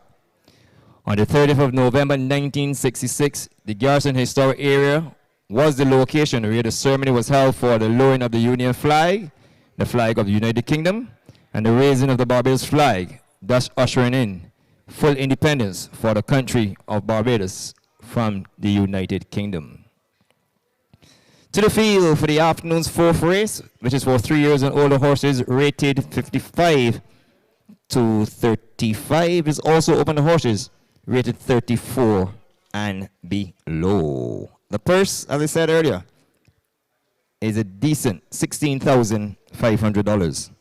Number 1 is Brighton Star, owned by Juliet Skinner and Angela Simpson, trained by Jonathan Simpson. The rider today is Key Mark Kelly, who takes off 7, goes to post at 113 pounds on Brighton Star, who is fitted with a visor and a tongue tie. Liz Dean is the trainer of horse number 2, Time After Time, which races in the colors of Legends of Racing. Rhythmate Sean Hazelwood, who was allowed to claim 7. The final weight is 118 pounds, and Time After Time will wear a tongue tie. Defiant David, from just above where Legends of Racing stables are, and he runs in the colors of Sir David Seal, trained by Andrew Nunez. Ray Williams will ride at 126 pounds. Defiant David is fitted with a tongue tie. Over the page, horse number 4, Oriental Crown, trained by Andrew Nunez, owned by Andrew Nunez, Natalia Nunez, and John Patrick Drake. Ridden by Rashid Hughes, 122 pounds, and this gelding will be fitted with blinkers. Number 5, Marie Oro, enjoying favoritism on the board, even money. This is the property of Stephen Kelman, trained by Hayden Nichols. Deshaun Gaskin is aboard. The young man claims 7, goes at 115 pounds, and Marie Oro, at 5 years old, will wear a tongue tie. Royal Bamboo Racing owns horse number 6, Caribbean Dreaming, who today gets the service of Rashad Knight, goes at 123 pounds with blinkers and a tongue tie, and the young man will take instructions from trainer Robert Pierce. Trainer Victor Cheeseman gives all instructions to Enrico Prescott, who is the jock aboard horse number 7, Super Heights, fitted with a tongue tie and a nasal dilator, and will go to post at 123 pounds for Akeem Brown and co-owner Peter Naming. Over the page, horse number 8, Hero Adventure, in the colors of H&M, trained by Kenny John, and Tony Bishop gets the leg up at 123 pounds. Number 9, Storm Force, the second runner here for Sir David Seal. This one bred by Maurice Burke. Ridden today by Lester Edwards at 110 pounds. Stephen Bino will give all instructions to Bling. Number 10, Conflict of Interest. This is the property of Mr. RJ, trained by Richard Dean. Gerald Beckers is on board. 120 pounds is the weight. Just come into your picture in the predominant yellow with purple circles. And Sir Gerald Beckers is aboard. 120 pounds. And Conflict of Interest will wear a tongue tie. That's the afternoon's field for race number 4, dubbed the Garrison Home of Independence Handicap. This race offers Prairie Forecast and Trifecta. Prairie Forecast, Trifecta, and Superfecta. It's the second leg of the Soca 6. My winner is going to come from horse number 3. So I'm going for the speed. And horse number 3 is Defiant David. Goes to post at 126 pounds. And you can get away with weight when you're sprinting. It's just a matter of getting up and going. He has a good draw. Ray Williams brought similar company to the top of the lane last race day, where he just didn't have enough coming up the lane. Goes up 6 pounds today, 5 pounds today for this, 6 pounds today, beg your pardon, for this assignment. As I said, I don't think it really matters that much when you're sprinting, especially if you had a good draw. And I'm expecting this 5-year-old chestnut horse by Storm Arrow out of Mary J. Palado to win career start number 20 and make it win number 5 of his career for trainer Andrew Nunez and owner Sir David Seal. So my winner horse number 3, Defiant David. On my second line, I'm going to take them. I'm going to keep it in Christchurch. I'm coming across from the airport, close to Yorkshire, and I'm going to stop at Valley Hill where we get time after time. And she would have competed last effort in a similar race, and she came up short to Super Heights, who reopposes today. But I'm thinking that the speed will be a factor today. If Super Heights get close enough to them at the top of the lane, then they're going to be in some trouble. So they'll definitely have to get away from him if they're going to last out. But I am picking her on my second line. She goes in at 118 pounds today, and I think that's a big difference from 128 last race. They're 10 pounds different, and she has to make that count. Falls on my second line. On my third line, I'm going to take horse number 7, Super Heights, and he will be tumbling at the end. He's in good form. He's come back to good form after staggering mid-season with a win in the second in his last 2 tries, including that second against similar company. And I think he must have an excellent chance here to get the victory. But I'm going to keep him on my third line at 123 pounds with Enrico Prescott in the irons. And to complete my 4, I'm going to go for the favorite, 6-5 favorite, Mari Oro. She simply likes the cut. She doesn't get that. She will get some gift between the 3 and the 4. But then when she runs onto the hard, I suspect her feet could very well be burning. So I'm going in this event, the Garrison Home of Independence Handicap. I'm going 3, 2, 7, and I'm going to round it out with horse number 5, Mari Oro. Good luck.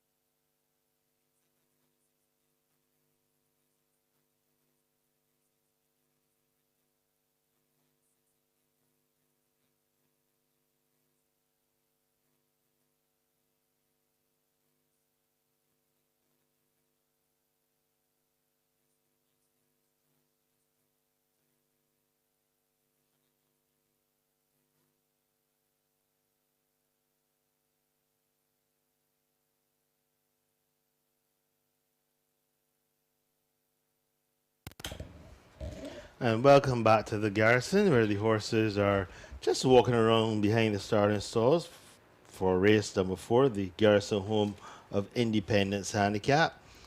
And we'll start with number 1, Brighton Star. Timar Kelly aboard, and in at 15-1, 7-2 for horse number 2, Time After Time. Trishawn Hazelwood has the leg up. 5-1 for number 3, Defiant David, the mount of Ray Williams. Number 4 in at 13-1 is Oriental Crown, has Rashid Hughes in the saddle. Maria Roar is number 5, and she's the 8-5 favorite for the Apprentice Gaskin. In at 4-1, number 6, Caribbean Dreamin'. Super Heights, number 7, is in at 5-1. In at 11-1 is horse number 8. This is Heroic Adventure, the mount of Antonio Bishop. 47-1 for horse number 9. Storm Force with Lester Edwards in the saddle. And Conflict of Interest is horse number 10. And in at 23-1. So we have number 5, Mario Roy, in at 8-5 favorite. And she comes in here off of a 5th and 2 4th place finishes. Last time out, she was 5th behind Piton's Punch and Super Heights. Super Heights, of course, reopposes today. The loading process is well underway. We've just got 4 outside. Heroic Adventure going forward. He goes in. Still outside, Storm Force, Super Heights, and Conflict of Interest. With just 3 more to load. Waiting for Storm Force to go forward. The longest shot on the board. Now presently at 57 to 1. So not well respected at all in the batting. Mario Roar is your 8 to 5 favorite. And we have 2 more to go, and Neil has the call. Thank you very much, Dean. As conflict of interest goes in, Super Heights, the veteran, he goes in as well. Starter raises the flag. And he sends them racing for the 4th race on today's program. And they got out to a pretty decent beginning. On the inside, that one's Defiant David. On the outside of them is Caribbean Dreaming. Storm Force is in 3rd. Then comes Heroic Adventure. Going by his conflict of interest, then comes Time After Time, Super Heights, Brighton Star, Mario Roar, and Oriental Crowns, the back marker. That's the way they race, and they're enjoying each other's company up front. And it is Caribbean Dreaming in front from Defiant David. In 3rd position is Conflict of Interest. On the outside of them is Heroic Adventure, Storm Force. That's the top 5. There's a break of a length and a half. Then 2 on the outside comes Time After Time. Then comes Brighton Star. 4 lengths now back to Super Heights, Mario Roar, and Oriental Crown is the back marker as they come to the top of the lane. And it is Heroic Adventure in front. On the outside is Time After Time. Caribbean Dreaming is being wound up. So on the outside is Brighton Star. And down the stretch they come. And it is Heroic Adventure sweeping by on the outside. It's Time After Time, but Heroic Adventure wins this one very comfortably. From on the outside, that was Time After Time. Brighton Star, Caribbean Dreaming ran well for 4th. Oriental Crown, Super Heights, Storm Force, Mario Roar. Then that one was Conflict of Interest and Defiant David. 106 and 4. In a moment, your official predictions.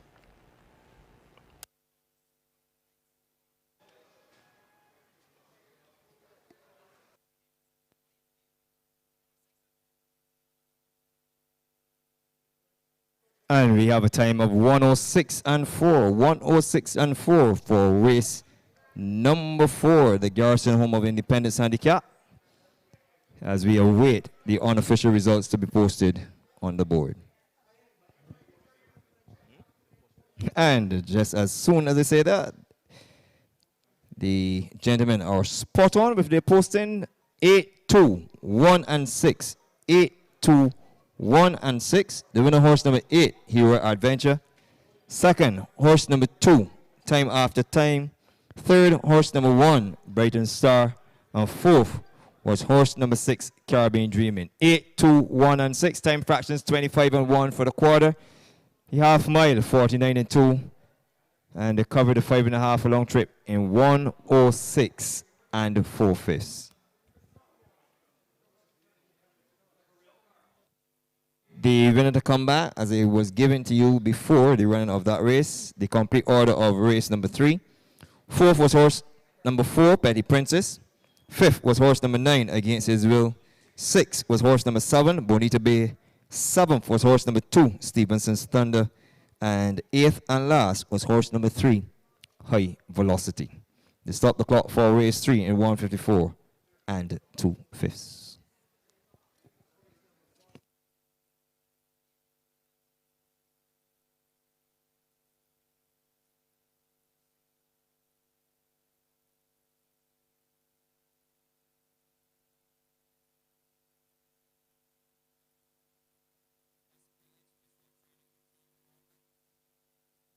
Caribbean Dreaming. Storm Force is in 3rd. Then comes Heroic Adventure. Going by his conflict of interest, then comes Time After Time, Super Heights, Brighton Star, Mario Roar, and Oriental Crowns, the back marker. That's the way they race, and they're enjoying each other's company up front. And it is Caribbean Dreaming in front from Defiant David. In 3rd position is Conflict of Interest. On the outside of them is Heroic Adventure, Storm Force. That's the top 5. There's a break of a length and a half. Then 2 on the outside comes Time After Time. Then comes Brighton Star. 4 lengths now back to Super Heights. Mario Roy and Oriental Crown is the back marker as they come to the top of the lane. And it is Heroic Adventure. In front on the outside is Time After Time. Caribbean Dreaming is being wound up. So on the outside is Brighton Star. And down the stretch they come. And it's Heroic Adventure sweeping by on the outside. It's Time After Time. But Heroic Adventure wins this one very comfortably. From on the outside, that was Time After Time. Brighton Star, Caribbean Dreaming ran well for 4th. Oriental Crown, Super Heights, Storm Force. While finishing 4th was number 6, Caribbean Dreaming. The opening quarter was 25-1. The half mile 49-2, and the winner came home in a very respectable 106-4. And it's really good to see Kenny getting a winner. He's had a pretty lean go of it the last couple of race days, but the old man is undaunted. Racing is like that. You have your ups, you have your downs. There's going to be more downs than ups in this game, unfortunately. And but he's quite capable and knowledgeable. And congratulations to all concerned. And you know, as a former jockey, it's always good to see him. He's there. They're having a little chat there with the jock. Little thing, you know, Kenny is actually a 3rd-generation jockey. Jockey, exactly. But and a 2nd-generation trainer. Yeah. So yeah, it's in the pedigree. Yeah, and it was good to see Antonio Bishop in in winners enclosure. Not in his traditional colors, which we normally see him in, but it's good to see him in some other colors this afternoon and doing the job for owner, H&M, trainer, Kenny John. Heroic Adventure, the winner of race number 4. Heroic Adventure, 2nd past the post. Horse number 2, Time After Time, owned by Legend of Racing, trained by Elizabeth Dean, SCM, to Sean Hazelwood Road. Took along 118 pounds. 3rd, horse number 1, Brighton Star, ran a fantastic race, Dean, with really closing well. Especially after the start. I mean, so did the winner also have some trouble at the start. There was a little bit of bumping, banging, crossing, and some of everything else going there in the end. Ran well to be 3rd. And 4th, horse number 6, Caribbean Dreaming, owned by Royal Bamboo Racing, trained by Robert Pierce. Rashad Knight rode 123 pounds. So unofficially, 8, 2, 1 and 6. They did the opening quarter in 25-1, the half in 49-2, and they stopped the clock in 1:06 4/5. We move on to race number 5. And race number 5 is the Parish Ambassadors allotted weight race, and this is for West Indian bred 3-year-old maidens. We have not staying indoors horse number 7, Something for Samsung. Rainbow Warrior also stays indoors. Those facing the starter are as follows. Number 1 is Anastasia, owned by Sir David Seal, trained by Andrew Nunez. Rashid Hughes rides 119 pounds. Number 1, and Anastasia, Rashid Hughes, 119. Number 2 is Amancora, owned by Mrs. Carol St. John and ridden by Deshaun Gaskin for Scott St. John, who does the training. They weigh 119 pounds. Number 2, Amancora, Gaskin rides 119. Number 3 is Silver in the Valley, owned by Mr. David Arthur, trained by Mr. Millicent John. Ray Williams rides 123 pounds. That's number 3, Silver in the Valley, Ray Williams, 123. Unstoppable is horse number 4, and she'll be carrying the colors of Messrs. Jean-Yves Watkins and Mr. Roger Simpson. Victor Cheeseman does the training, and he'll be legging out Enrico Prescott with 119 pounds. Number 4, Unstoppable Prescott, 119. Having his first start is How You Like This Noble, owned and trained by Mr. John D. Chandler. Rashad Knight rides 123 pounds. That's number 5, How You Like This Noble. It's a 3-year-old brown colt by Noble Dancer out of With Intent, and is having his first start And we will see how this 3-year-old bay colt goes. How you like this noble? Rashad Knight, 1, 2, 3. Impeachment is number 6, owned by Mr. RJ and trained by Richard Dean. Jarrell Beckles gets the assignment, the weight 123 pounds. Number 6, Impeachment, Jarrell Beckles aboard, 1, 2, 3. Miriam is horse number 8, owned by Mr. Adam Dean, trained by Richard Dean. Lester Edwards rides 119 pounds. That's number 8, Miriam. Lester Edwards, 119. Number 9 is 1 billion US, also owned by Mr. RJ, trained by Victor Cheeseman, who leg Antonio Bishop with 119 pounds. Number 9, 1 billion US, Bishop rides 119. Kiss Me Kate. This is owned by Brighton Bloodstock, trained by Jonathan Simpson. Slade Jones rides 119 pounds. That's number 10, Kiss Me Kate. Slade Jones, 119. Prominent is number 11, owned by Mr. Kenny Joseph, who also does the training. Richard Thorpe gets the leg up, the weight 123 pounds. Number 11, Prominent, Thorpe rides 1, 2, 3. Rockin' Robin is horse number 13, and Rockin' Robin is owned by Starboy Syndicate, trained by Robert Pierce. Eric Daniel rides 123 pounds. That's number 13, Rockin' Robin. Eric Daniel, 1, 2, 3. Mr. Stephen Allen Madu on number 14, Bridge the Gap. Afri Ward gets the ride this afternoon with 123 pounds. Number 14, Bridge the Gap. Afri Ward, 1, 2, 3. And that's the field for race number 5. And I can tell you that the race number 4 is official. And I ask you to join us for race number 6. That's before post time.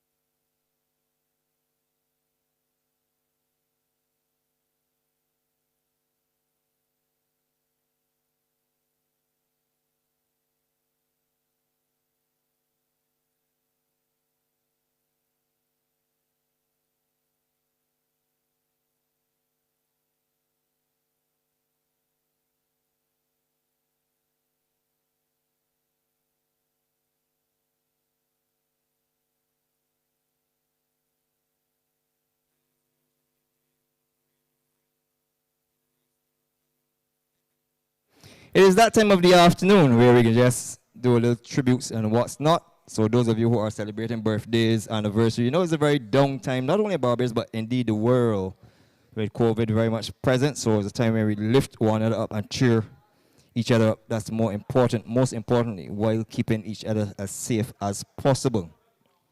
So while Egan begins to cue up the birthday tributes, I'm going to say good afternoon to Comrade Bertie Corbin, who continues to heal tremendously well. Want to wish Bertie all the best. I know that he's very much part of, he's following the streaming and the coverage internationally. He doesn't miss a day unless he can't do better. And even if he misses that day, he'll be informed of what has transpired throughout the afternoon. So good afternoon to my good friend Bertie Corbin. Also to Anderson Tom Trotman as he recuperates at home, and I'm sure that he's very much in tune with what is going on. On another sad note, I take this opportunity on the racing family, especially the jockeys, to offer condolences to Mrs. Sharon Kuru White, who was the once in charge of the Jockeys Guild. She lost her father yesterday, and Egbert Kuru, so I'm sure that from the racing family, and she's the one who's usually very much involved in the racing. We sincerely offers her our condolences in this, her time of grieving. So from the entire office of the Barbados Turf Club, and especially the Jockeys Guild, condolences to Sharon Kuru White on the passing of her dad. May he rest in peace. Today is the birthday of Juliet Griffith, and those of you who don't know Juliet, she would usually control things inside by the jockey. She is a regular at the Garrison on every fixed race day, and she does an exceptional job with keeping law and order here. Although she's not a police by nature, but she polices around the jockeys very astutely. And today is her birthday, and we wish her happy, happy birthday.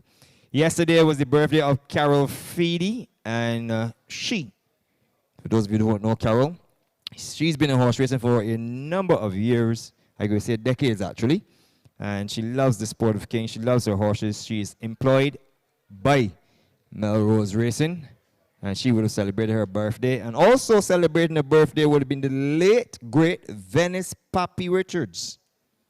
Venice Pappy Richards, an icon of horse racing in Barbados and the Caribbean. He would have celebrated his birthday as well. So without any further ado, if you're celebrating an anniversary, happy anniversary to you. And if you have a birthday coming up, happy birthday in advance. And if it's gone, happy belated birthday. So Egan, it's over to you. Happy birthday to you. Happy birthday to you. Happy birthday, happy birthday. Happy birthday to you.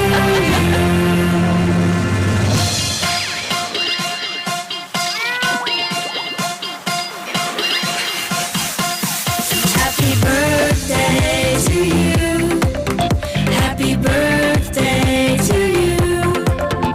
Happy birthday, happy birthday, happy birthday to you.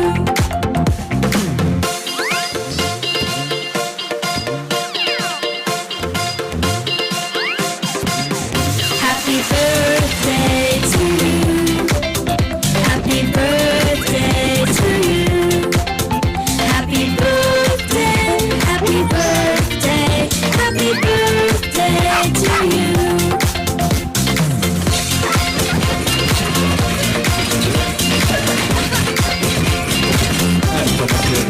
Happy birthday to Is to all of you who are celebrating at this time of the year. And again, many, many happy birthdays to come. We're moving on to the afternoon's fifth race, and this race appropriately is the Parish Ambassadors Allotted Race, which goes a distance of 1,800 meters or 9 furlongs for West Indian bred 3-year-old maidens. The purse is $16,500. Let me give you some information on the Parish Ambassadors. Created in 1997, this was the brainchild of the St. James Parish Independence Committee. The objective of the Parish Ambassadors program is to develop a positive sense of self among young people and a strong commitment to their communities and the nation. Parish ambassadors are selected for a period of 1 year, where to be eligible, persons must be between the ages of 18 and 30 and must reside in the parish in which they are seeking selection. They must show a willingness to participate in a program that seeks to uplift the nation. Number 1 is Anastasia, just come into your picture. And this is the property of Sir David C., trained by Andrew Nunez. Rashid uses the board, 119 pounds, and Anastasia is fitted with cheek pieces. Let's go just ahead of Anastasia. We're going to pick up horse number 6, Impeachment, won by Mr. RJ, trained by Richard Dean. Gerald Beckers is aboard, 123 pounds. Impeachment is fitted with a tongue tie. Now coming to your pictures, horse number 8, another Richard Dean trainee. This is Miriam, owned by Adam Dean. Ridden by Lester Edwards, 114 pounds is the weight on horse number 8, Miriam. We can go back to the parade ring. Let's pick up horse number 2, Amancourt, 119 minus 7. And the young man is going to put back up some 3 pounds, 115 pounds on horse number 2, Amancourt, ridden by Deshaun Gaskin. And this is the property of Carol Ann St. John and trained by Scott St. John. The equipment, blinkers, and a nasal there later. So change in ownership there on horse number 2, Amancourt. Moving on to horse number 3, Silver in the Valley, the property of David Arthur, trained by Miller St. John, ridden by Ray Williams with tongue tie and cheek pieces. 123 pounds is the weight. Let's pick up number 4, Unstoppable. Will she be unstoppable here? She races in the cause of Genevieve Watkins and Roger Simpson. Trained by Victor Cheeseman. Enrico Prescott is aboard.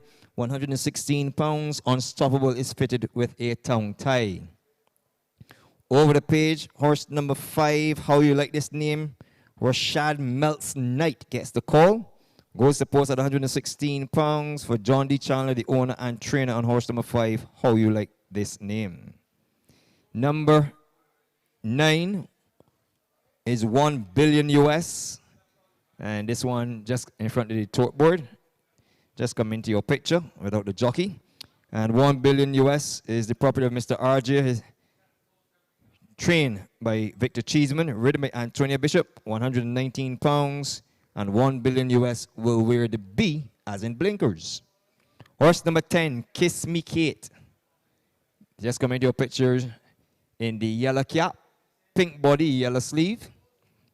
And the Kiss Me Kate is owned by Brighton Bloodstock, trained by Jonathan Simpson. Slade Jones takes the irons, and he goes to post at 118, so he claims 7 and puts back up 6, 118 pounds on Kiss Me Kate. Number 11, Prominent. Just come into your picture now with the blue cap, black body. Just come into your picture there. And the Prominent for this exercise is the property of Kenny Joseph, who's also the trainer and the owner. And Raheem Thorpe takes the call here. 116 pounds, the equipment to be used, tongue tie and cheek pieces. Number 13, Rockin' Robin, owned by Starboys Syndicate, trained by Robert Pierce, ridden by Eric Daniel, 120 pounds. The equipment to be used, a tongue tie on number 13, Rockin' Robin.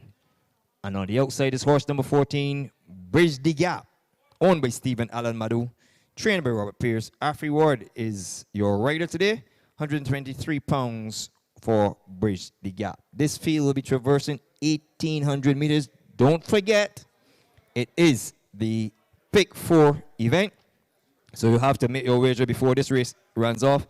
And this race offers priority forecasts, trifecta, superfecta is the first leg of the Pick 4, and it's the second leg of the Soca 6. The first leg of the Pick 4 and the second leg of the Soca 6. So you're asked to make your wagering if you stand a chance of winning today's Pick 4 before this race runs off. My winner here is going to come from horse number 1, Anastasia. And in her last effort over 1,570 meters, she finished a creditable third to Mirror of the Sky and Destino. And I think that's good enough here. I feel that the form is very sketchy, not a lot to write home about, but this third has to be good enough.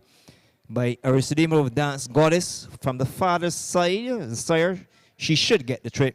It is not a stellar feat by any stretch of the imagination, and she gets the red hot jockey Rashid Hughes in the iron. So Sir David Seal, Andrew Nunes, and Rashid Hughes, they get my back in here for Anastasia to lose her maiden certificate in her 7th try on the track. On my second line, I'm going to take horse number 3, Silver in the Valley. And at the farm, 9th, 1st, 5th, 2nd, and then 4th in his third try, all at 1,570 meters by Tappet scored out of Ella Delilah. Well, probably appreciation gift will get some of that between the 3 and the 4. And then as the race peter out, we see how this one shapes up under Ray Williams, presently on the board as your joint 5-2 favorite. On my third line, I am going to scramble for your 3rd and 4th horse here. So I'm just going to throw caution to the wind. And I'm going to take horse number 6. And this is Impeachment. And horse number 6, Impeachment, has against his name 2 consecutive 4th place efforts when going 1,570 meters and then 1,000 meters. And he was pretty much on the pace on that occasion, but copied that out of Set Sail again. Would appreciate a little bit of gift. Doesn't get that other than between the 3 and the 4. But I think that his form is reasonable enough. He has cemented 3 4th place finishes and 1, 2, 3, 4 5th place finishes. And this field is no killer field by any stretch of the imagination. So I suspect improvement has to be in the offering. I'm bumping him up 1 better than he's done all career to the 3rd spot for Mr. RJ, Gerald Beckles, and trainer Richard Dean. To round out my 4, I'm going to put a little faith in horse number 8, Miriam. Just going to try something here, just to try to throw some odds in it to make the wager a very decent wager. And horse number 8, Miriam, is present on the board at 23 to 1. 23 to 1.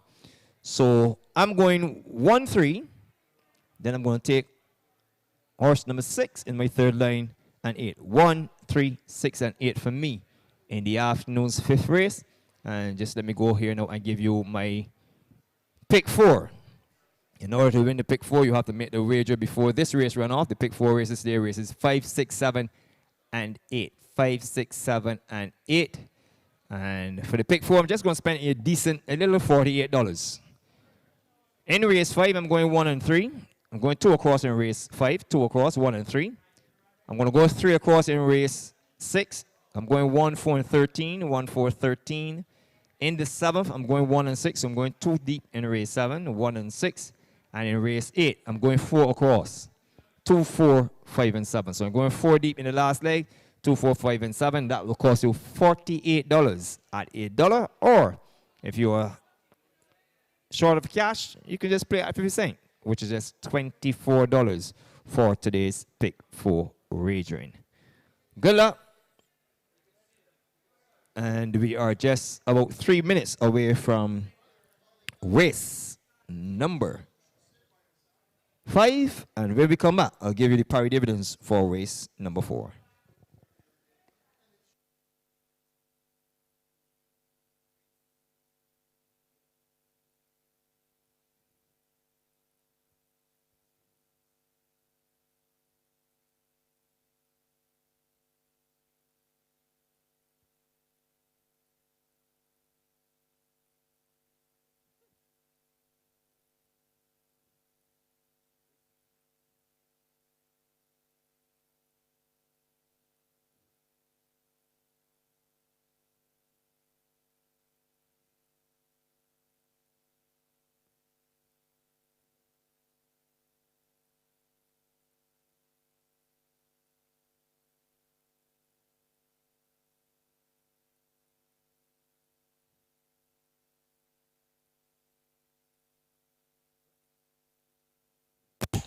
And welcome back to the Garrison Savannah, and we are on to race number 5, the Parish Ambassadors Allotted Rates race. Is going a distance of 9 furlongs or 1,800 meters.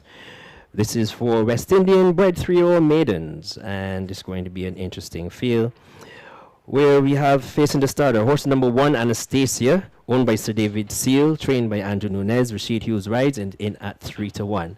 So it's 3-1 on horse number 1, Anastasia. Rashid Hughes 119. Amankora is in at 69-1, owned by Mrs. Caroline St. John, trained by Scott St. John. Deshaun Gaskin rides 115 pounds. That's number 2, Amankora. Deshaun Gaskin 115 and is in at 69-1. 3-1 on horse number 3, Silver in the Valley, owned by Mr. David Arthur, trained by Miller St. John. Ray Williams 124 pounds. That's number 3, Silver in the Valley. Ray Williams 124 and in at 3-1. Number 4, Unstoppable, is in at 7-2, owned by Messrs. Genevieve Watkins and Roger Simpson. Enrico Prescott rides 116 pounds. That's number 4, Unstoppable. Enrico Prescott 116. 22-1 on horse number 5, How You Like This Noble, owned and trained by John D. Chandler. Rashad Knight rides 117 pounds is the final weight. That's number 5, How You Like This Noble. Rashad Knight 117. Number 6, Impeachment, is in at 11-1 for Mr. RJ and Richard Dean. Gerald Beckles rides 121 pounds. That's number 6, Impeachment. Beckles 1-1 and is in at 11-1. 23-1 for Miriam, owned by Adam Dean, trained by Richard Dean. Lester Edwards rides 114 pounds. That's number 8, Miriam. Lester Edwards 114. 1 billion US is horse number 9. And it's in at 13-1. And this one is owned by Mr. RJ, trained by Victor Cheeseman.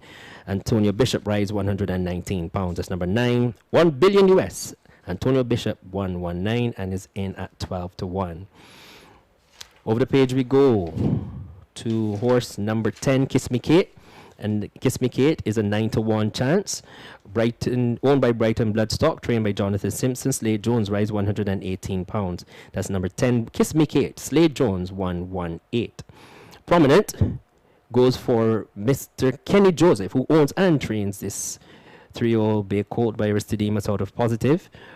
Raheem Thorpe rides 117 pounds. That's number 11, Prominent. Raheem Thorpe 117, and Prominent is in at 73-1. 73-1 on number 11, Prominent. Number 13, Rockin' Robin, goes for Starboy Syndicate, trained by Robert Pierce. The weight 121 pounds. The rider Eric Daniel. So that's number 13, Eric Daniel, the jockey. Rockin' Robin will face the starter for Robert Pierce, and he goes in at 30-1. 50. Number 14 is Bridge the Gap, and Bridge the Gap, the last time I saw, was at 5-2. 5-2 on number 14, Bridge the Gap, owned by Messrs. Steve and Alan Madu, trained by Robert Pierce. Af Reward rides 124 pounds. That's number 14, Bridge the Gap. Af Reward rides 1-4 and is in at 5-2. That's very, very generous there. 5-2 on Bridge the Gap, and that's the field to face the starter. And let's go over the field again. Horse number 1, Anastasia. Let's go over the odds. Anastasia is in at 5-2, 73-1 on Amankora, 3-1 on Silver in the Valley, as their loading process is on the way. Number 4, Unstoppable, is in at 7-2, 23-1 on horse number 5. How You Like This Name. Impeachment, horse number 6, is in at 11-1. Then we have number 8, Miriam, is in at 24-1. 13-1 on horse number 9, 1 billion US. Kiss Me Kate. Number 10 is in at, as the board goes over it, Kiss Me Kate 10 is in at 8-1. 74-1 on horse number 11. Prominent. Rockin' Robin, number 13, is in at 30-1 and 5-2 on number 14, Bridge the Gap. So we have a favorite. Now you see here number 1, Anastasia has just taken over the position as your favorite, in at 5-2 with Rashid Hughes. There are 2 to go, and that would be Anastasia and Amankora. And for the call of race number 5, I'm joined by Dean Springer. Thank you, Neil. And the last one brought forward. They're on the starter's orders.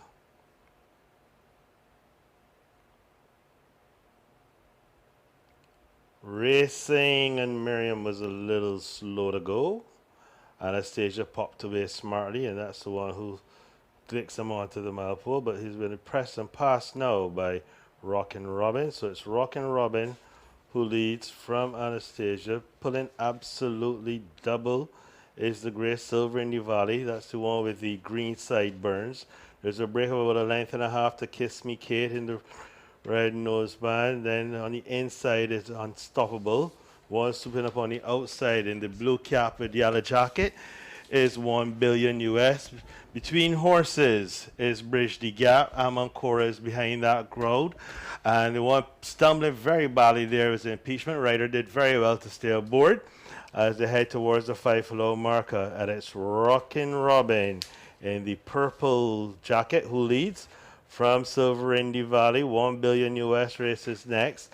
Anastasia's towards the outside. Between horses, it's Unstoppable. Then there's on the inside Amancora. Bridge the Gap is next one through. Then there's Miriam. Behind these going up on the outside is How You Like This Noble. As they head back to their departure point, they've got 3 to run. It is now Silver Indy Valley who opens up by a length and a half from Rockin' Robin. 1 billion US. Impeachment is running a big run on the outside. So too is Kiss Me Kate as they come inside the quarter pole. And the leader is Silver Indy Valley, being pressed now by Kiss Me Kate. Anastasia is knocking around. The one circling wide on the outside is Miriam, and there are no more turns. And Silver Indy Valley is the one to catch, drifting under a right-hand drive. He's opening up by a length and a half, closing is Unstoppable. Kiss Me Kate's run is petered out, but it's going to be all over. It is Silver Indy Valley who wins it by 2 from Unstoppable. Miriam ran about to third. Then it was close between Prominent Kiss Me Kate for the minor places. The winner stopped the clock in 1:56 and 2. In a moment, a recap for you.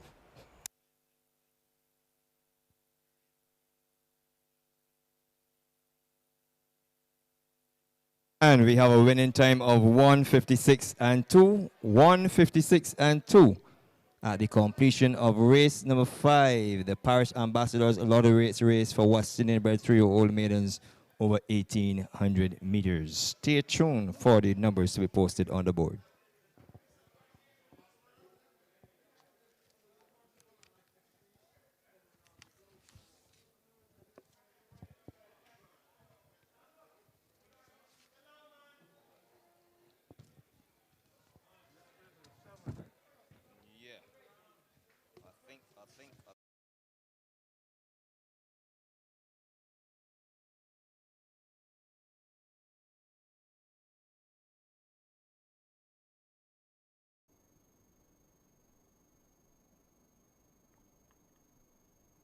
Racing, and Miriam was a little slow to go. Anastasia popped away smartly, and that's the one who flicks him onto the mile pole, but he's been pressed and passed now by Rockin' Robin. So it's Rockin' Robin who leads from Anastasia, pulling absolutely double is the Grey Silver in the Valley. That's the one with the green sideburns. There's a break of about a length and a half to Kiss Me Kate in the red noseband. Then on the inside is Unstoppable. One swooping up on the outside in the blue cap with the yellow jacket is 1 billion US. Between horses is Bridge the Gap. Amancora is behind that crowd. And the one stumbling very badly there is the impeachment rider. Did very well to stay aboard as they head towards the 5 marker. And it's Rockin' Robin in the purple jacket who leads from Silver Indy Valley. 1 billion US races next. Anastasia's towards the outside. Between horses, it's Unstoppable. Then there's on the inside Amancora. Bridge the Gap is next one through. Then there's Miriam. Behind these going up on the outside is How You Like This Noble. As they head back to their departure point, they've got 3 to run. It is now Silver Indy Valley who opens up by a length and a half from Rockin' Robin. 1 billion US. Impeachment is running a big run on the outside. So too is Kiss Me Kate as they come inside the quarter pole. And the leader is Silver in the Valley, being pressed now by Kiss Me Kate. Anastasia is knocking around. The one circling wide on the outside is Miriam, and there are no more turns. And Silver in the Valley is the one to catch, drifting under a right-hand drive. He's opening up by a length and a half. Closing is unstoppable. Kiss Me Kate's run is petered out, but it's going to be all over. It is Silver in the Valley, who wins it by 2 from Unstoppable. Miriam ran about to third. Then it was close between Prominent Kiss Me Kate for the minor place.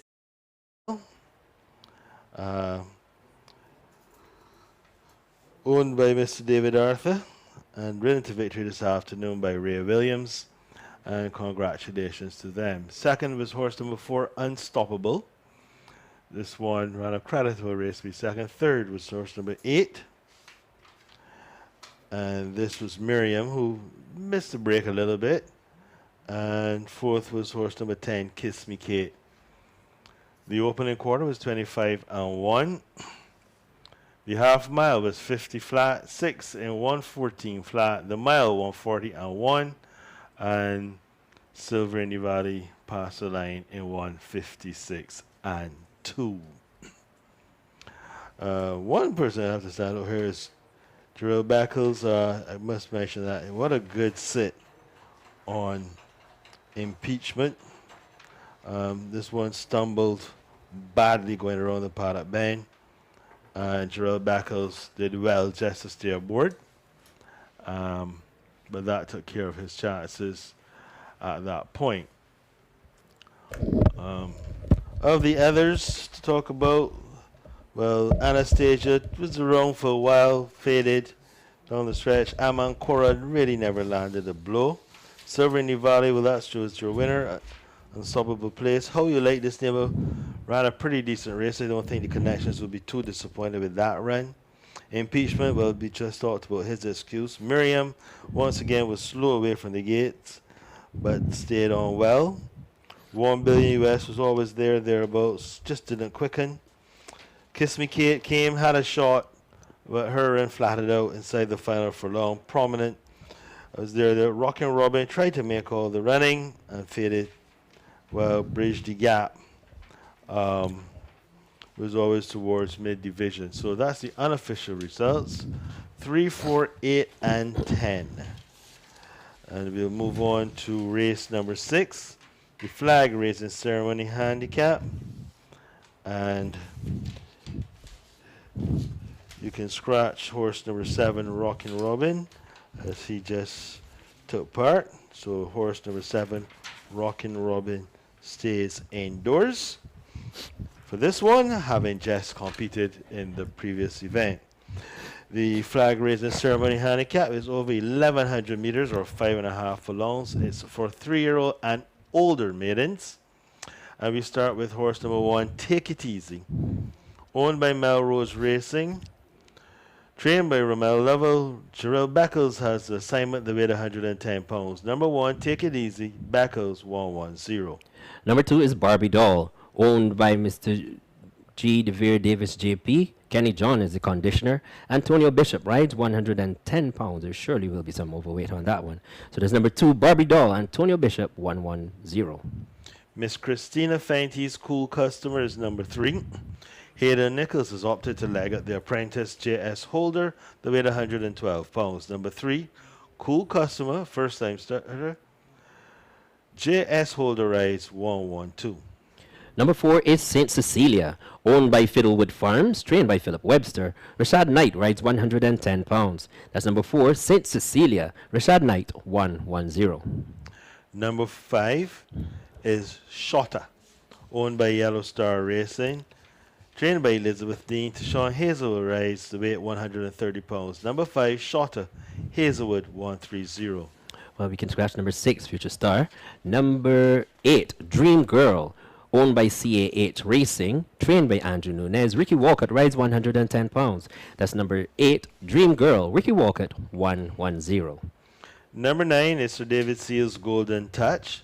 Raheem Thorpe has the assignment, the weight 110 pounds. Number 9, Golden Touch, Thorpe rides 110. Deal With It is horse number 10, owned by Friends and Family. Rashid Hughes rides 110 pounds. That's number 10, Deal With It. Rashid Hughes, 110. Dancing Edgecliff is horse number 11. Conditioned by Hayden Nichols for Mr. Stephen Kelman. Young Gaskin is aboard the weight 110 pounds. Number 11, Dancing Edgecliff, Gaskin, 110. You can also scratch number 12. It's all about me. Number 13, Intuition, owned by Mr. Barry Bishop, trained by Naz Issa. Eric Daniel rides 110 pounds. That's number 13, Intuition. Eric Daniel, 110. Number 14 is Fallujah. The mount of Lester Edwards is owned by Mr. Addison Clark Sr. Richard Dean does the training. The weight 110 pounds. Number 14, Fallujah Edwards, 110. And your final starter is horse number 15. That's Classical Dancer, owned and trained by Mr. John D. Chander. Kelly writes, that's number 15. Classical Dancer, Kim Kelly rides 110. And that's the field to face the starter for race number 6, the flag raising ceremony handicap. It's going the distance of 5.5 furlongs, or 1,100 meters for horses 3 years old and older maidens. And until a few minutes before post time, and continue to enjoy this afternoon's events.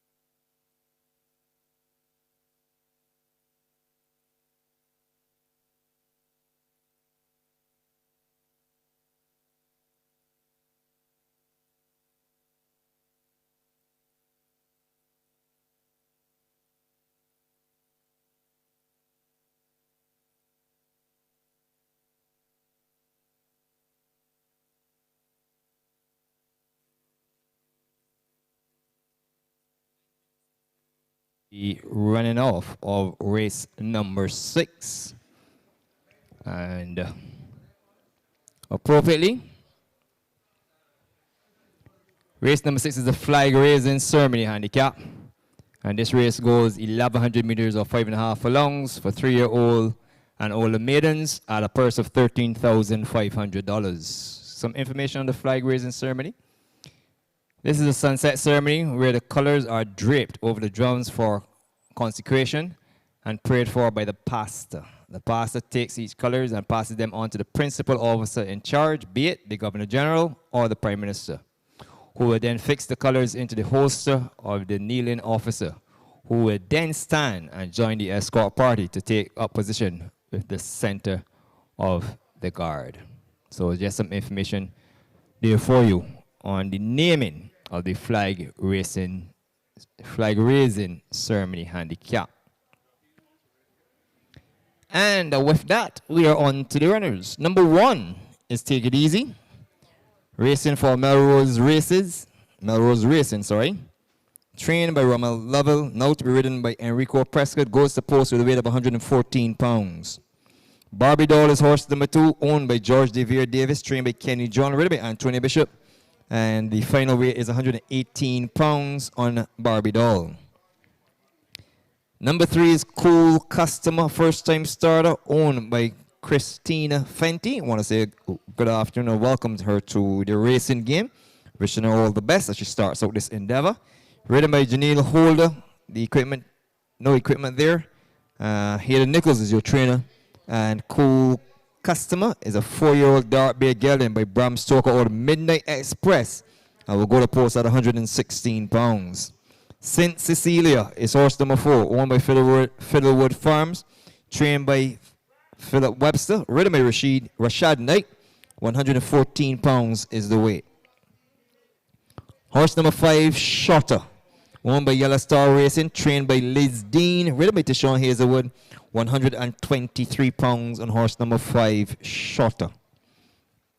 Over the page, horse number 8. This is Dream Girl, racing for CAH Racing, trained by Andrew Nunez, ridden by Ricky Walcott, goes to post at 110 pounds.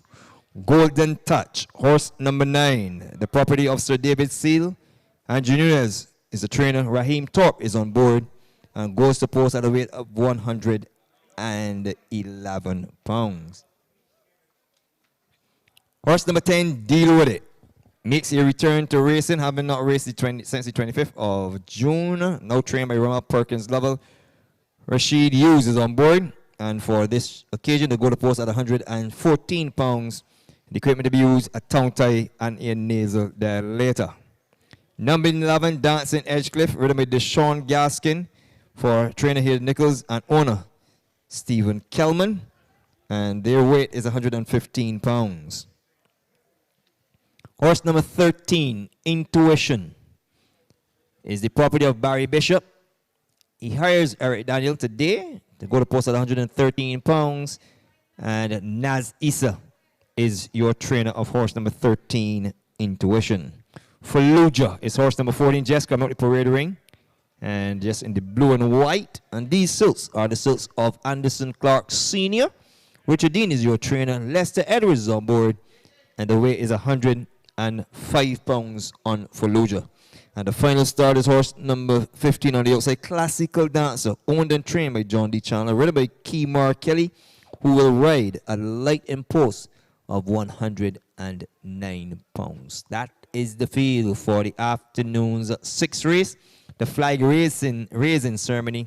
And this race happens to be the pick tree race. So you will want to make your wager for the pick tree. And the pick tree races today, races 6, 7, and 8. And this race will also offer exacta, trifecta. It's the first leg of the pick tree, the second leg of the pick 4, and the third leg of the Soca 6. My winner is going to come from horse number 1, Take It Easy. I'm going to take it from the rail.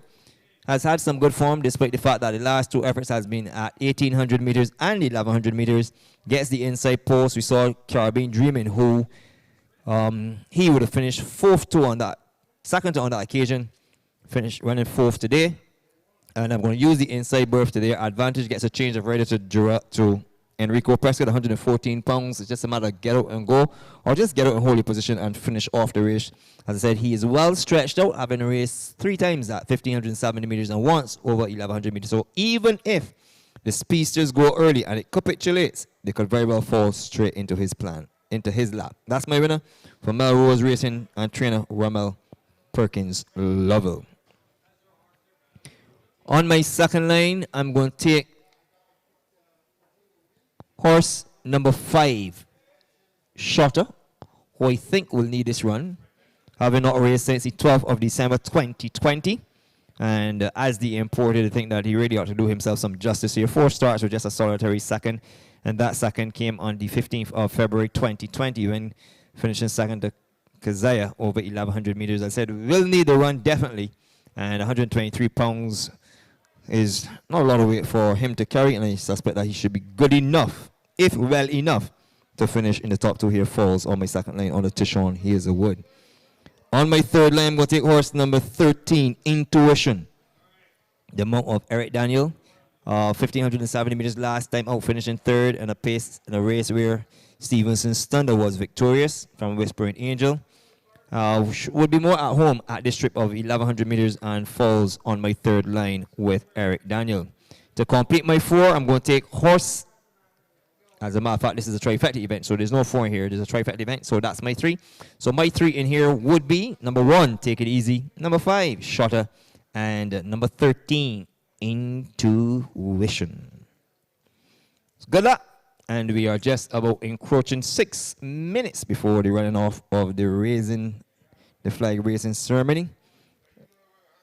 And having said that, I can oblige you with the information, the complete synopsis of race number 5, as we're just about 5 minutes away from the running off. There's a horse loose on the track,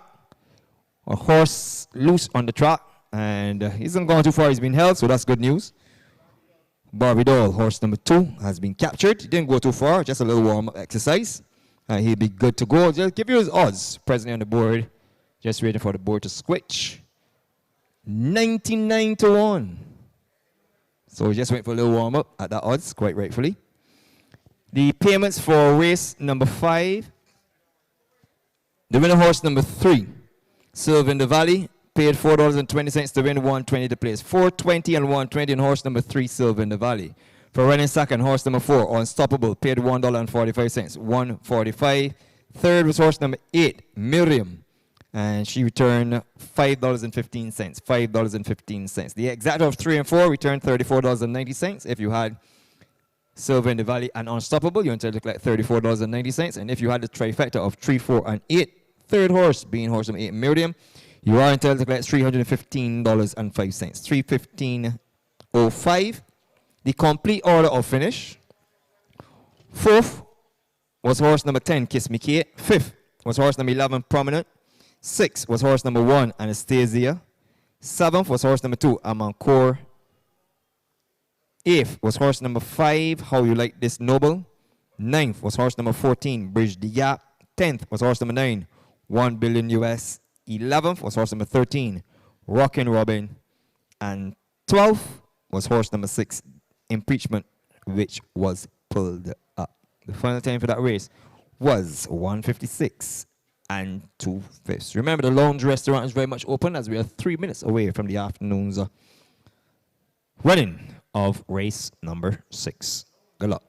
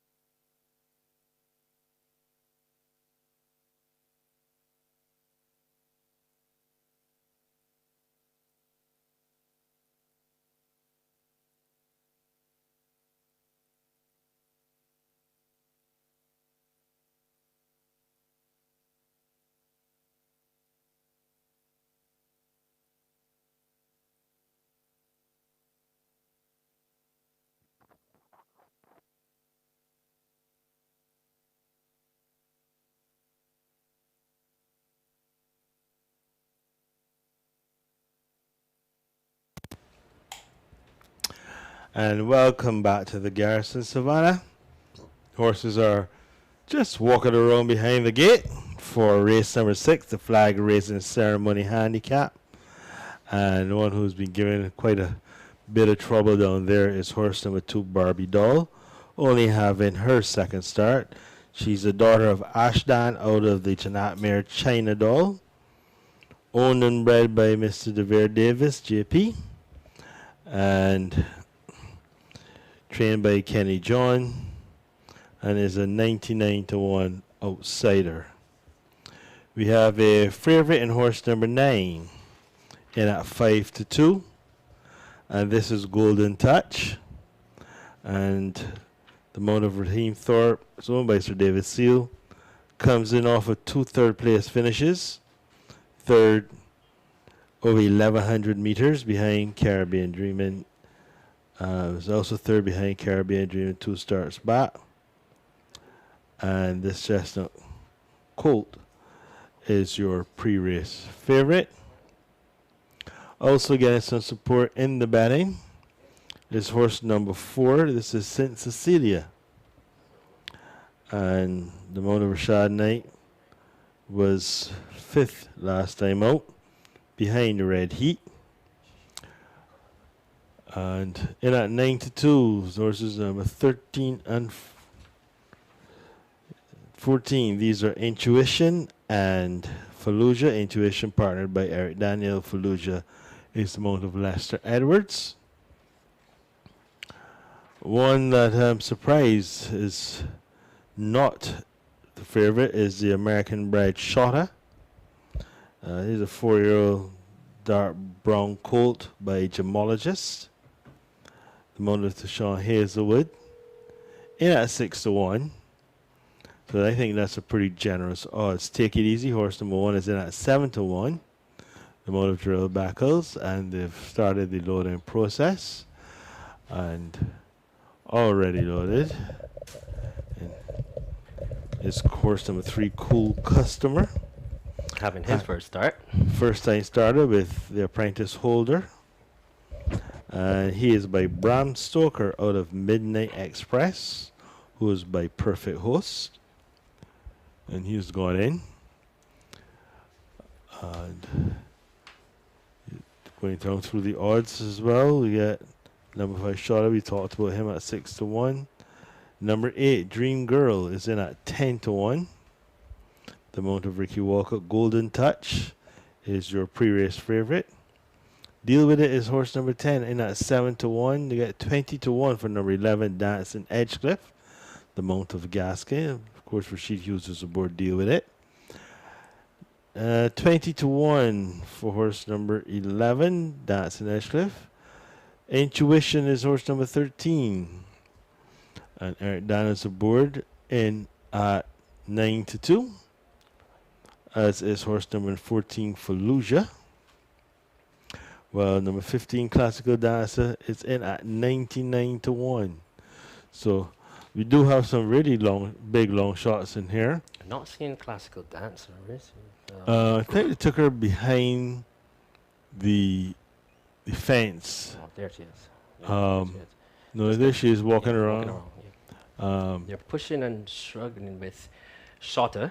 That's the Yes. favorite at the moment. Is actually horse number 9. And this is Golden Touch. Golden Touch. As I said, comes in off 2 third-place finishes. So, has some form going in here. Fallujah is one that I think could get some support. Was 3rd last time out behind Red Heat and No Boss No. Red Heat being an imported. So that form could carry forward nicely into this race. But Dean, before we go on, I just want to, say a real, just say thank you to the guys at the gates. I want to really say a big shout out to Mark Armstrong, Stephen Thorne, and every single one of the gate handler, the gate assistants.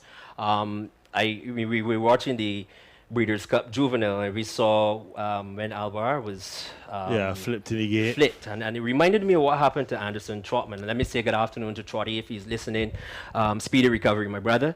And it reminded me exactly what happened there. But you saw Frankie Dettori. He jumped, he bailed off as soon Yeah. as the horse started. Yeah, he was able flip. to eject. He fast ejected enough. himself, and then to Then see the- the gate hand, the assistant. I mean, Dean, how he held on, and I mean, it was like he was Yeah. he tried to hold on to the horse as long as he could have, and he No, was hurt. they are you know. very brave guys. I mean, as you know, I always tell people that when you work with animals, it is not if you're going to get hurt; it is when and how bad. Wow. Because you're, especially when thinking of a racehorse, you're dealing with 1,200 pounds of wound up equine energy, and it only takes a split second for something to go wrong. And everyone involved in racing, from the grooms, the jockeys, Yeah, trainers, everyone who's farriers, everyone take pretty big risks in working with these animals. I mean, for the most part, they are gentle giants, but it doesn't take much for a gentle giant to be rattled. Very And few especially- horses would intentionally hurt someone, but Yeah. unfortunately, a panicking 1,200-pound animal. in that little enclosed area. No, I mean, Dean, you would have done some race riding before. I guess we talk about how does it feel when you are actually in the gate in that little enclosed Well, the space. thing about it is, when you're young, you really don't think about it too much. But it is a very tight space. It's metal, and a horse rearing up or flipping over, trying to duck under the gate, or you just leaning to one side. You can easily get your legs pretty well squeezed, as we have just a couple more to load. No real significant change in the batting. The favorite remains number 9, Golden Touch. As the loading process is just nearly complete. We just have Fallujah outside. Take It Easy. St. Cecilia. And horse number 14. And St. Cecilia.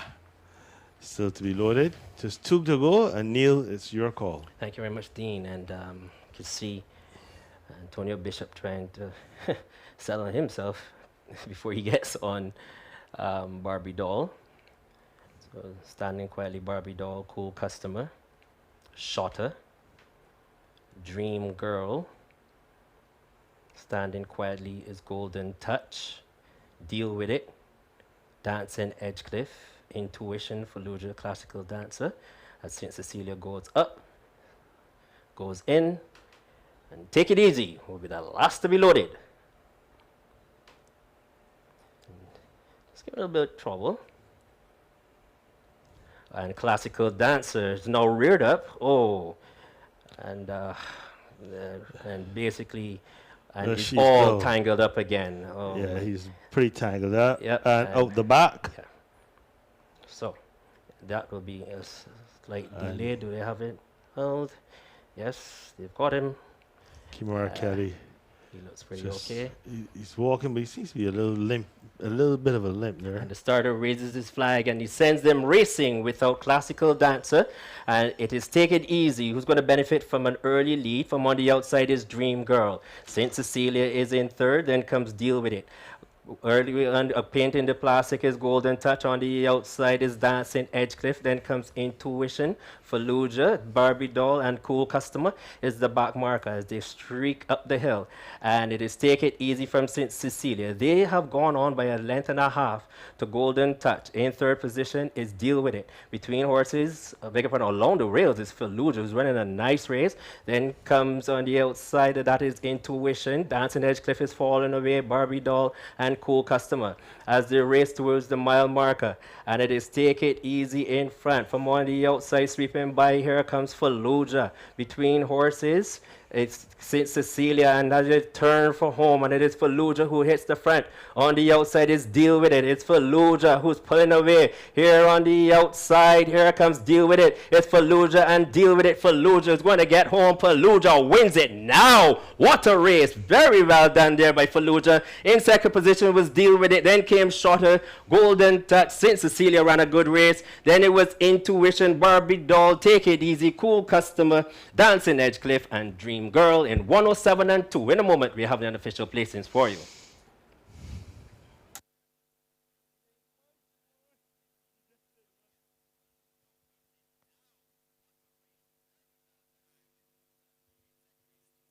Has been completed in time of 107 and 2.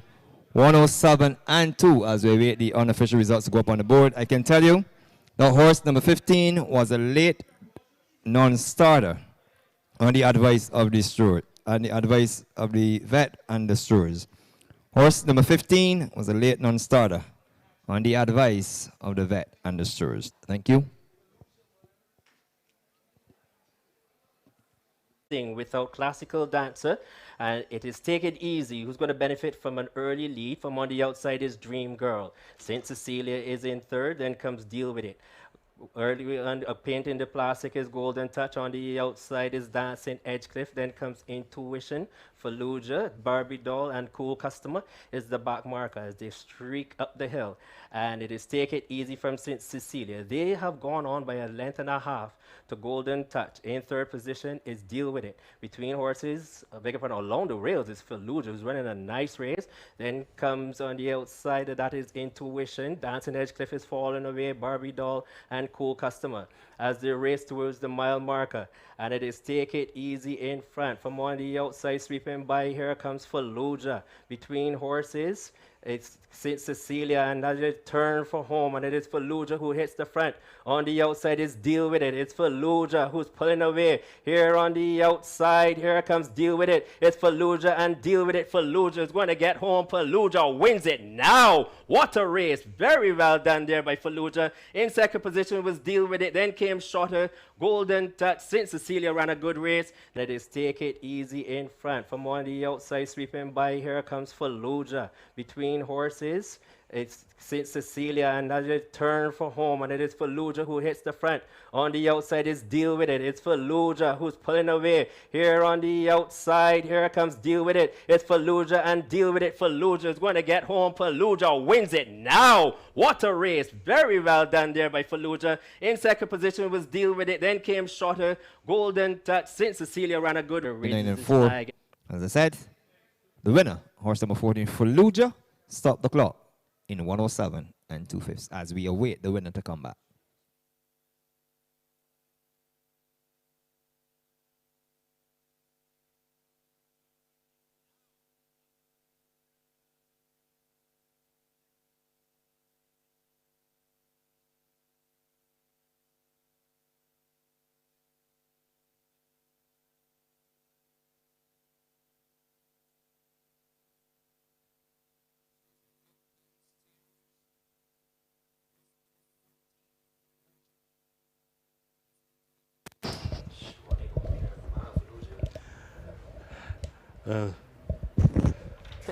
Welcome back to the Garrison, where trainer Richard Dean has been assisted with leading in the winner of race number 6. This is horse number 14, Fallujah.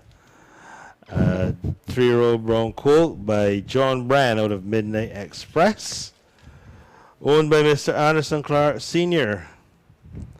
and ridden to victory by Lester Bling Mice Edwards. And we were talking just before race that, you know, Lester's not had a very good season.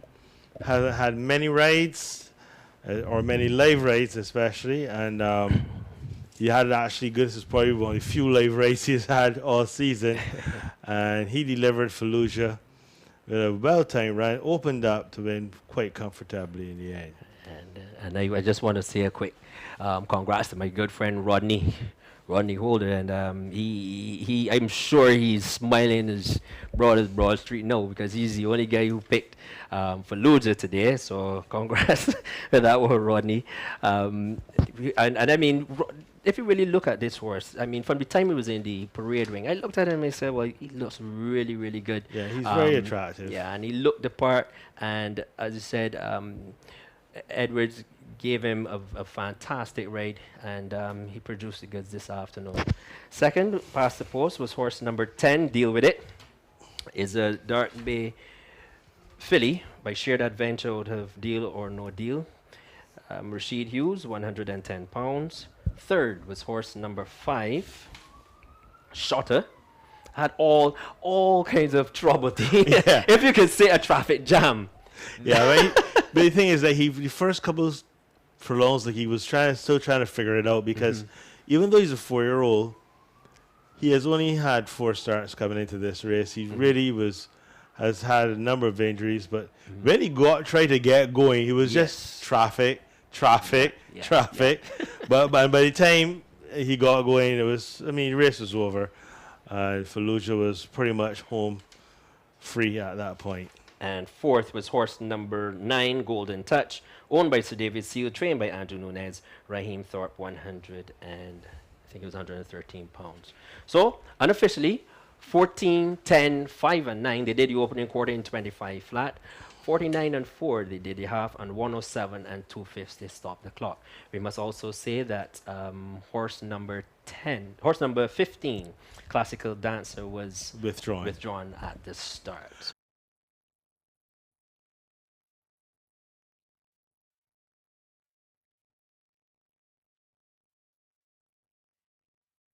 The bat, and the starter, I think he raised the flag. He had the flag up. Yeah, so I would assume then that he came on the starter's orders. We'll wait and see if he came on the starter's orders or not.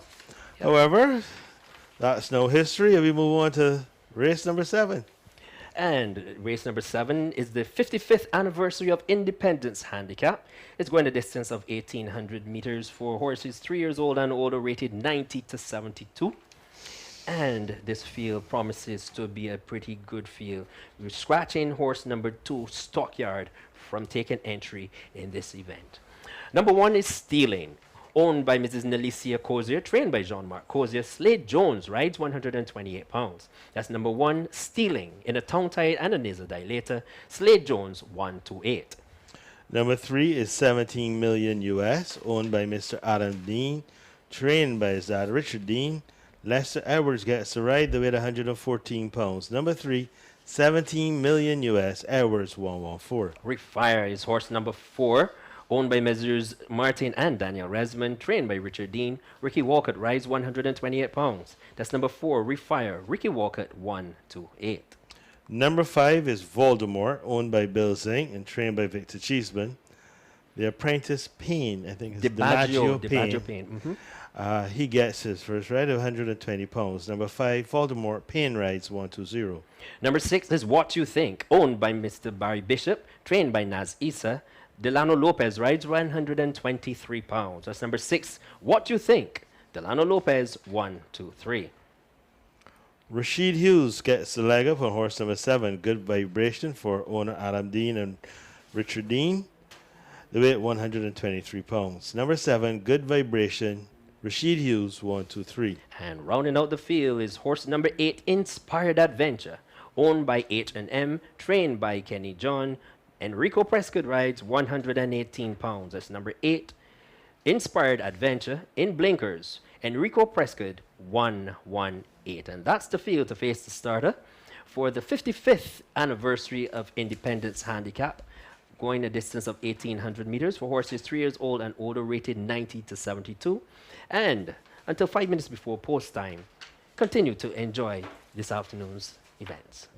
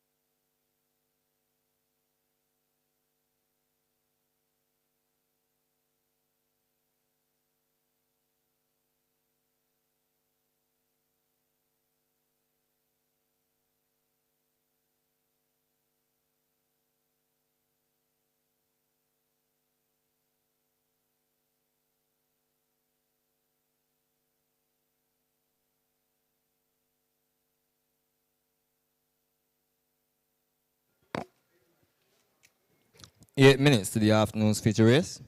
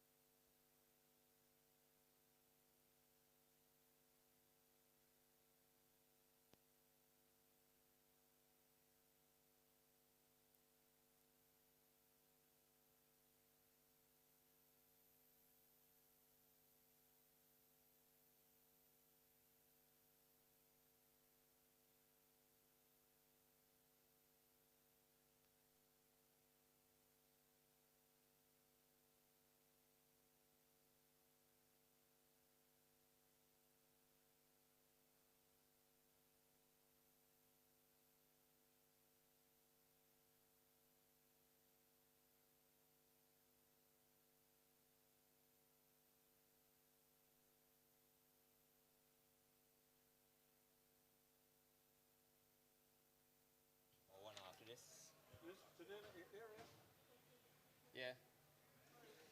These 7 for is 96 years. Yeah.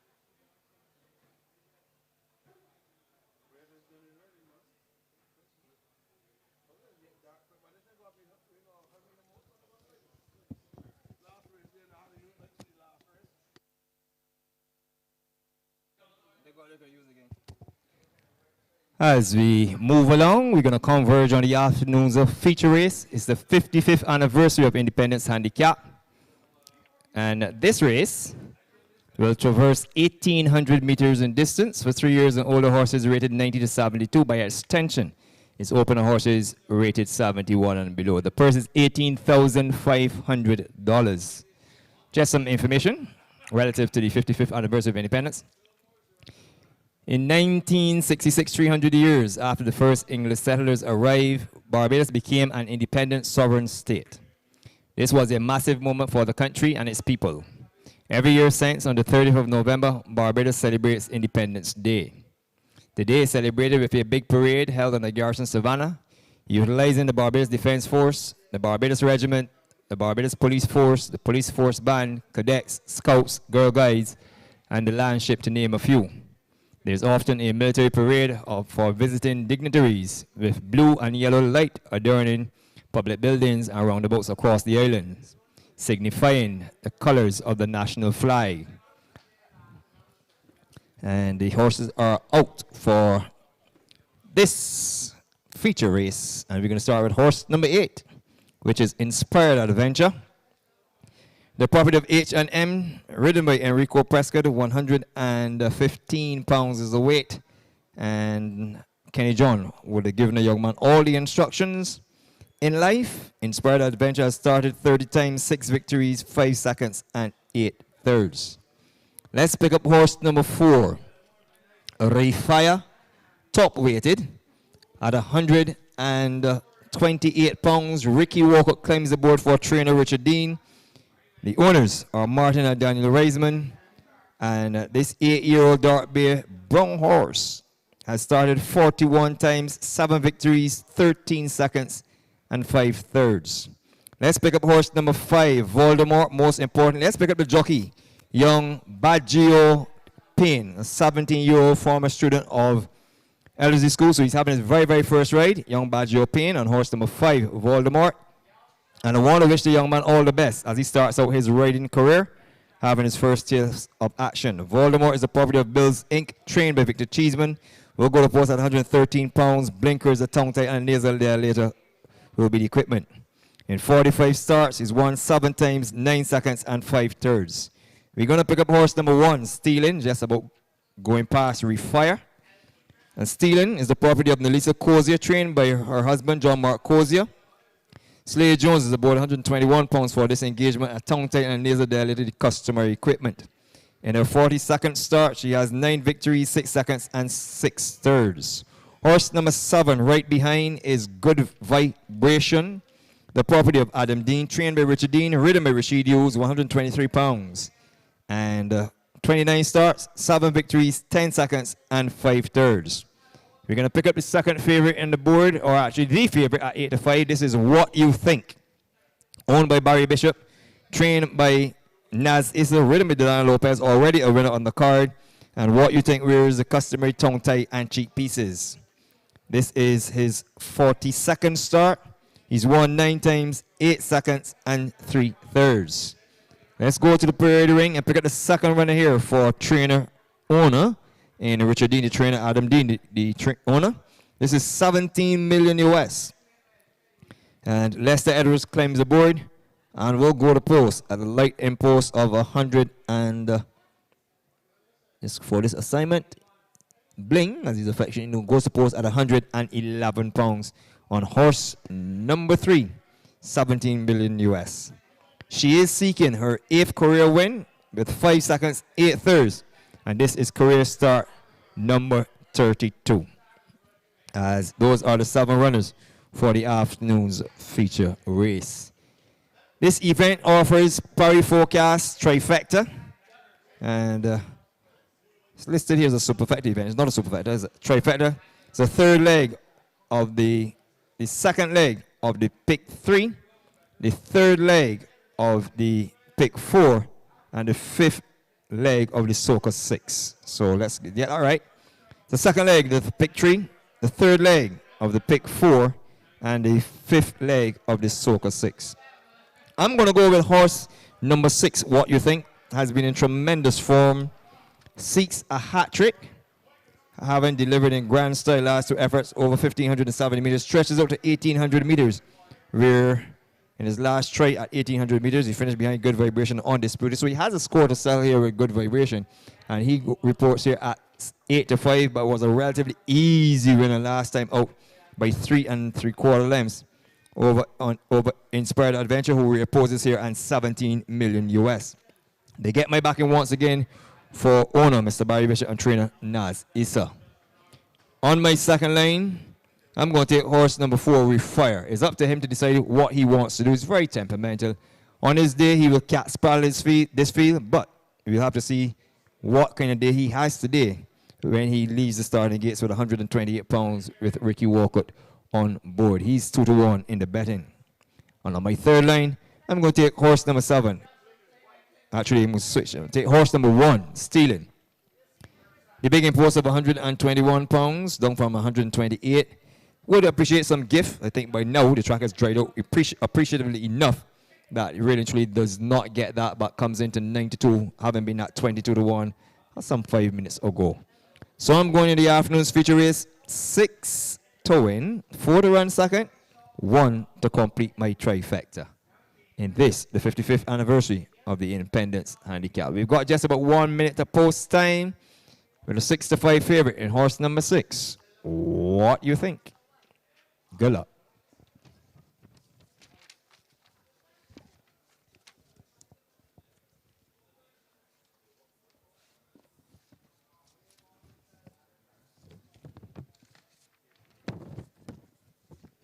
As the horses haven't quite reached down by the start, I can afford you the parry dividends for race number 6.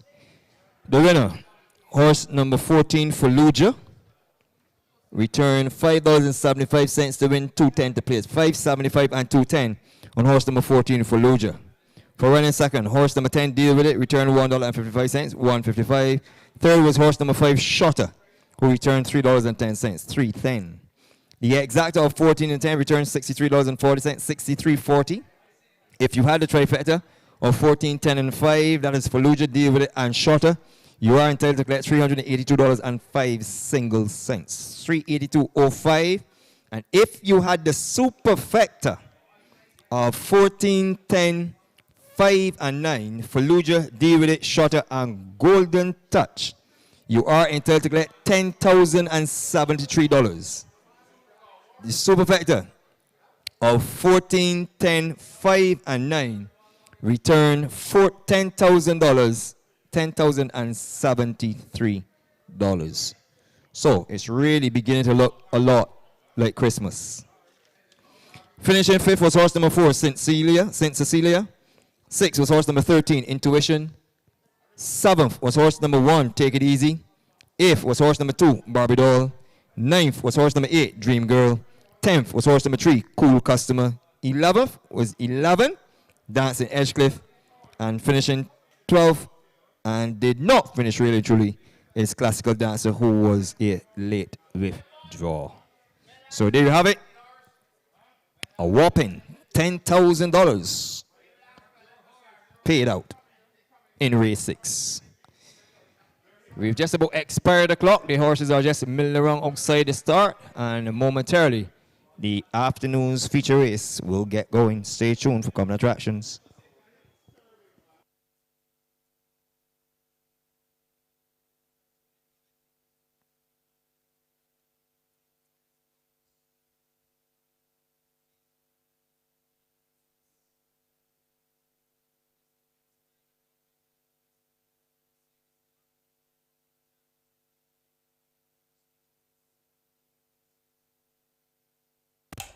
And thank you and welcome back. Here as the horses are at the start for race number 7, the 55th anniversary of Independence Handicap, going a distance of 9 furlongs. And we have the odds for you. Horse number 1, Stealing, owned by Nalicia Cozier, trained by John Mark Cozier. Slade Jones rides 121 pounds, and Stealing is in at 6-1. 6-1 on horse number 3, 17 million US. Lester Edwards rides for Adam Dean and Richard Dean. 3-1 on horse number 4. That's Refire. It's owned by Messrs. Martin and Daniel Resman. trained by Richard Dean. Ricky Walcott rides 128 pounds. Number 5, Voldemort, owned by Bills Inc., trained by Victor Cheeseman. Young DiBaggio Payne gets his first ride this afternoon. DiBaggio Payne, he gets the leg up on horse number 5, Voldemort, and is in at 51 to 1. So that's number 5, Voldemort, DiBaggio Payne, and he's in at 51 to 1. And I want to wish the young man all the best as he embarks on his career here as a jockey at the Garrison Savannah. Number 6 is What to Think, and is in at 9 to 5, owned by Mr. Barry Bishop, trained by Naz Issa. Delano Lopez rides 123 pounds. Number 7 is Good Vibration, and she's in at 2 to 1. She's the other Adam Dean and Richard Dean horse in the combination, and Rashid Hughes rides 123 pounds.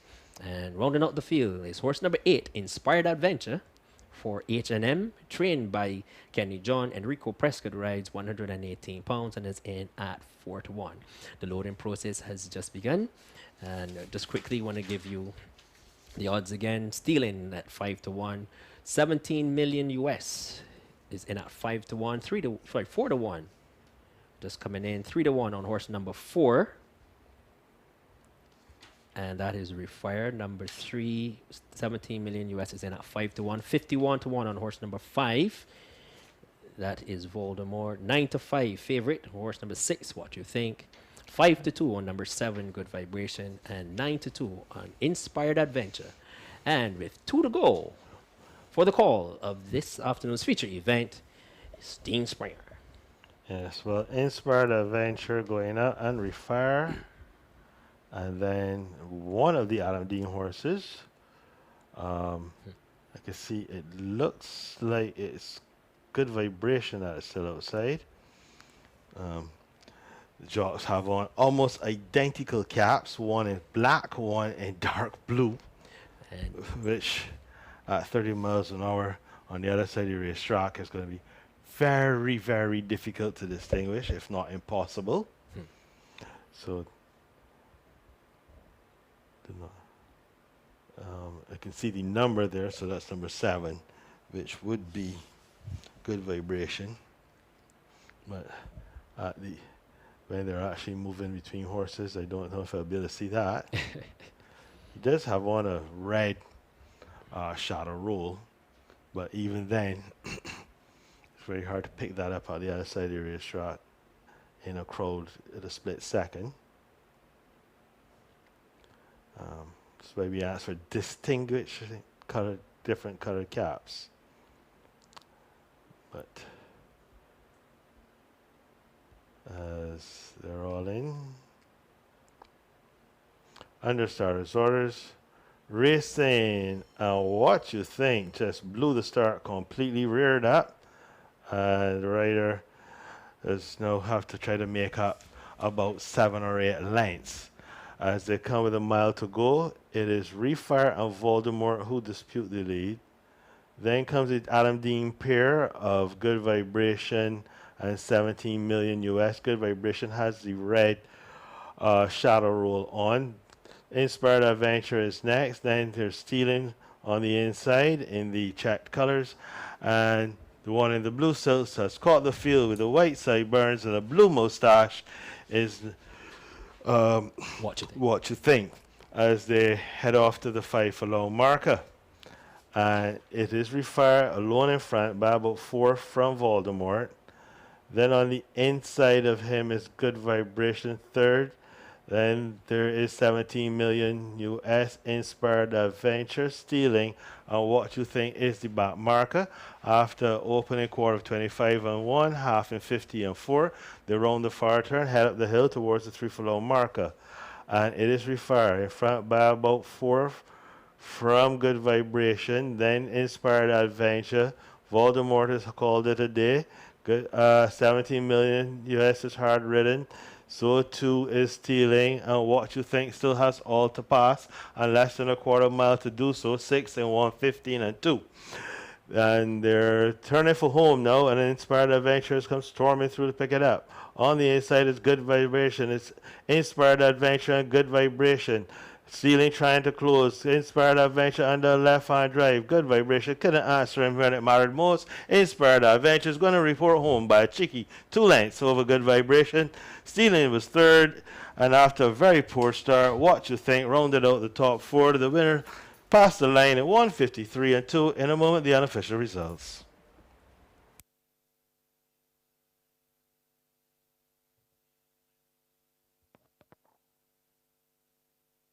And we have a final time of 153 and 2/5. 153 and 2/5 as we await the winner. The winning results to go up on the board, unofficially, of course.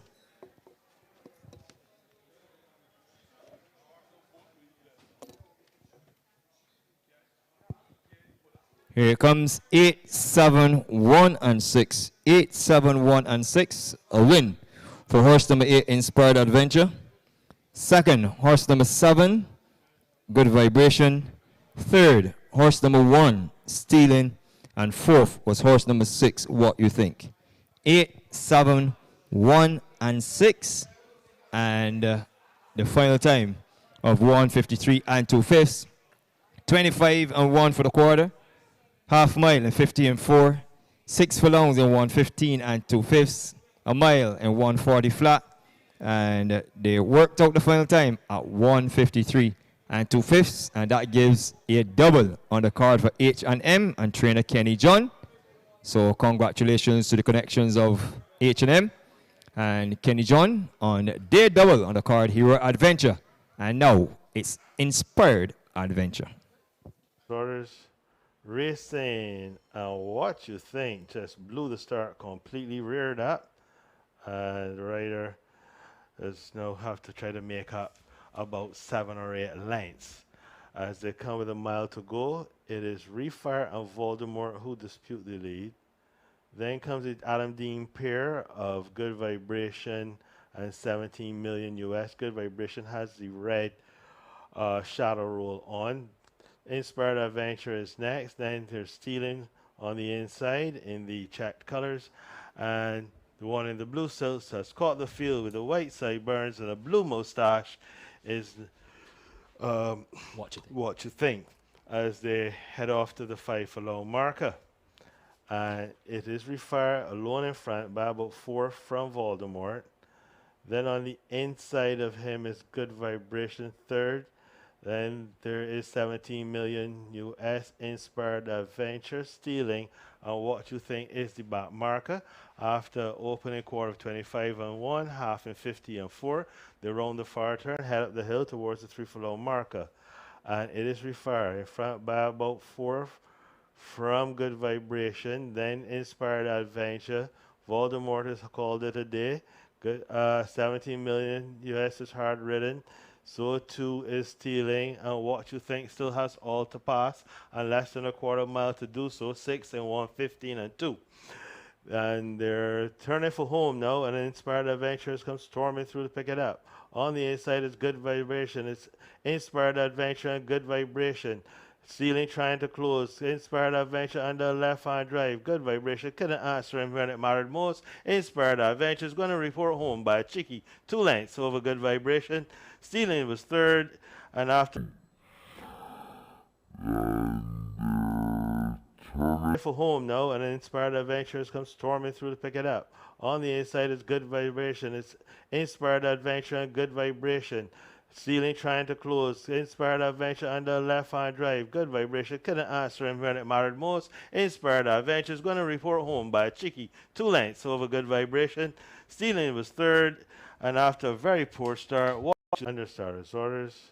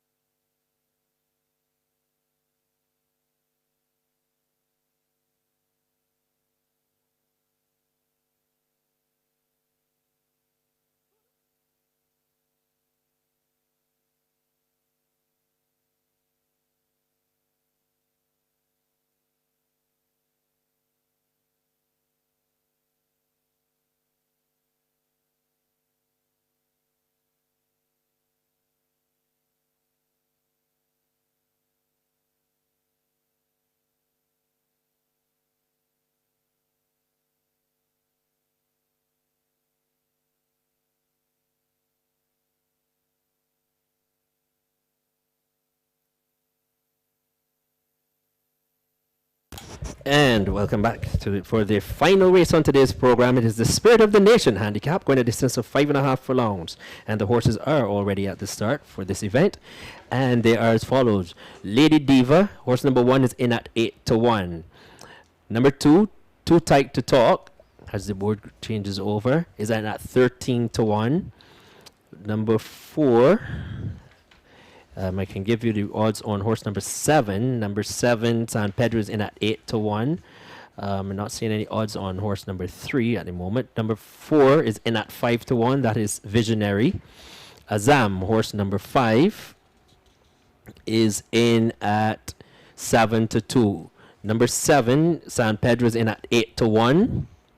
San Pedro is in at 8-1. As you go over the page. Number 8, Tea Time. It's in at 89-1. 89-1 on horse number 8, Tea Time. Number 10, Fool Me Not, one of the greys, is in at 5-2. 5-2 is also on horse number 11, Just Ain't Easy. Edelweiss, horse number 12, is in at 9-1. 18-1 on horse number 14, Waterbird.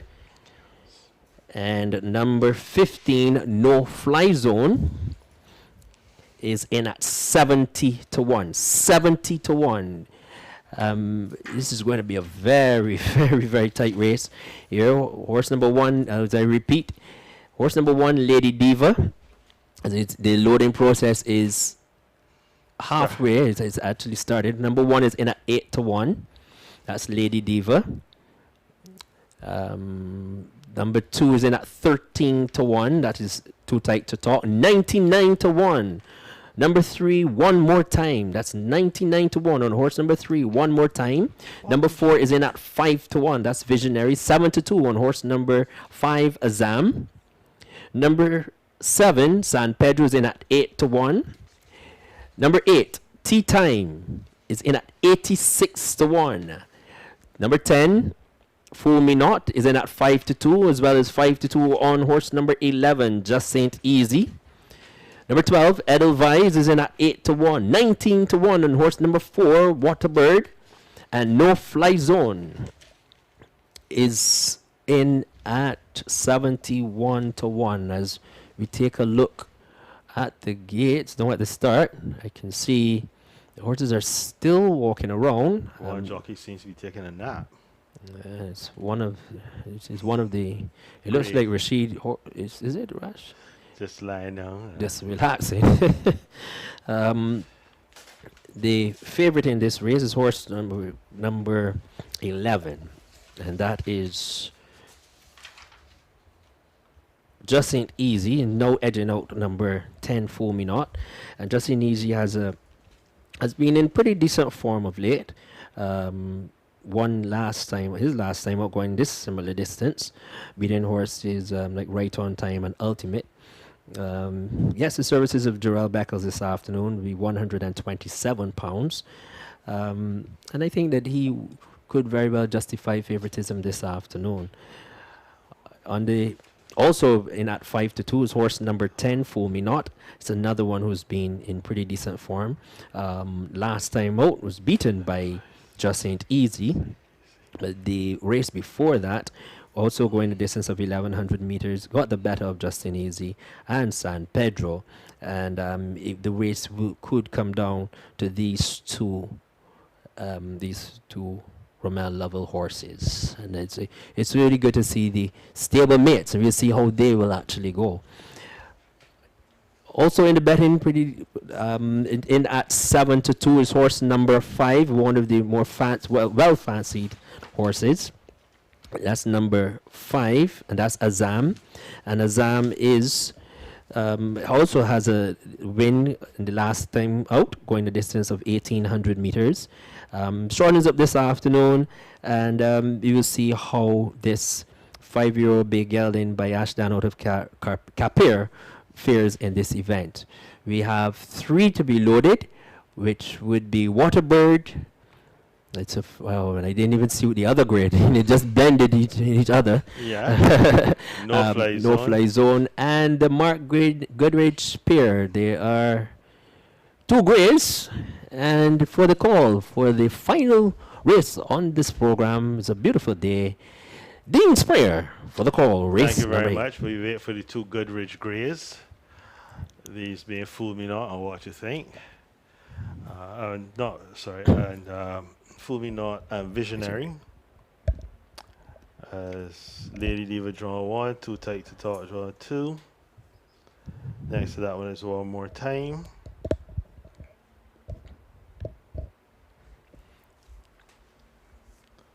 Yes. Racing, and Lady Diva broke very sharply on the inside, but she's going to be pressed away from the gate by Too Tight to Talk. Then the two Mark Goodrich Greys, which are Visionary and Fool Me Not, race together. Edelweiss is next, then Tea Time. Azamal on the inside, on the outside, Justin Easy, San Pedro, No Fly Zone, Waterbird, and One More Time is the trailer. As they're around the far turn and head up towards the 3-4 marker. And it's Too Tight to Talk, who leads from Lady Diva on the outside. I can see one of the Goodrich Greys, then and behind that one is Justin Easy, Edelweiss, the other Goodrich Grey. Then Azam is the next one through the opening quarter, was 25-3.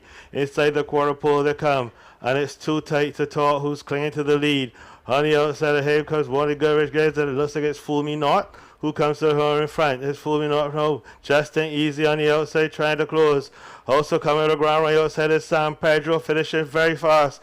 But in front, it is one of the Goodrich Greys. Here comes San Pedro with a rattle on the outside. San Pedro gets up to win it. The two Goodrich Greys are second and third. Justin Easy rolls on the top for the winner, stops the clock in 107-2. In a moment, recap for you.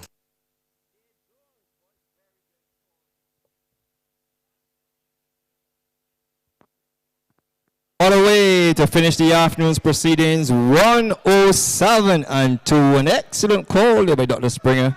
The two Goodrich Greys, but they went under in a flying finish. Congratulations as we await the unofficial results to be posted on the board for Race 8, the Spirit of the Nation Handicap.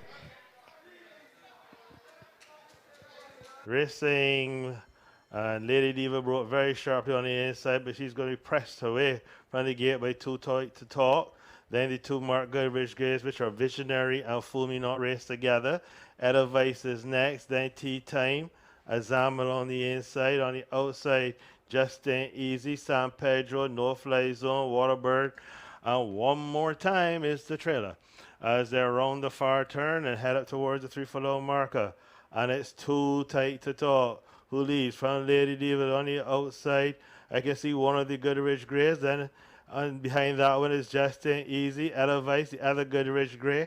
Then Azam is the next one through the opening quarter, was 25-3. Inside the quarter pole they come, and it's Too Tight to Talk, who's clinging to the lead. On the outside of him comes one of the Goodrich Greys, and it looks like it's Fool Me Not, who comes to her in front. It's Fool Me Not now. Justin Easy on the outside trying to close. Also coming to the ground right outside is San Pedro, finishing very fast. But in front, it is one of the Goodrich Greys. Here comes San Pedro with a rattle on the outside. San Pedro gets up to win it. The two Goodrich Greys are second and third. Justin Easy rolls on the top for the winner, stops the clock in 107-2. In a moment, recap for you. Here comes one of the Goodrich Greys.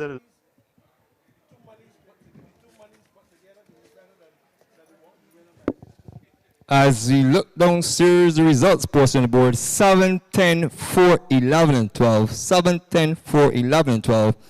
In a thrilling climax to the afternoon's card. The winner, horse number 7, San Pedro. Second, horse number 10, Fool Me Not.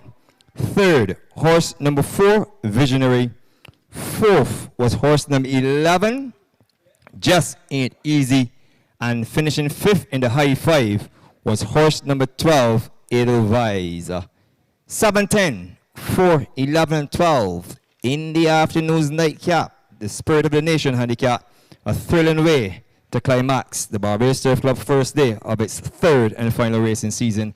As we await the winner to come back, Triumph Fractions 25-3 for the quarter, half mile 49-1, and they stop the clock in 107 and 2/5.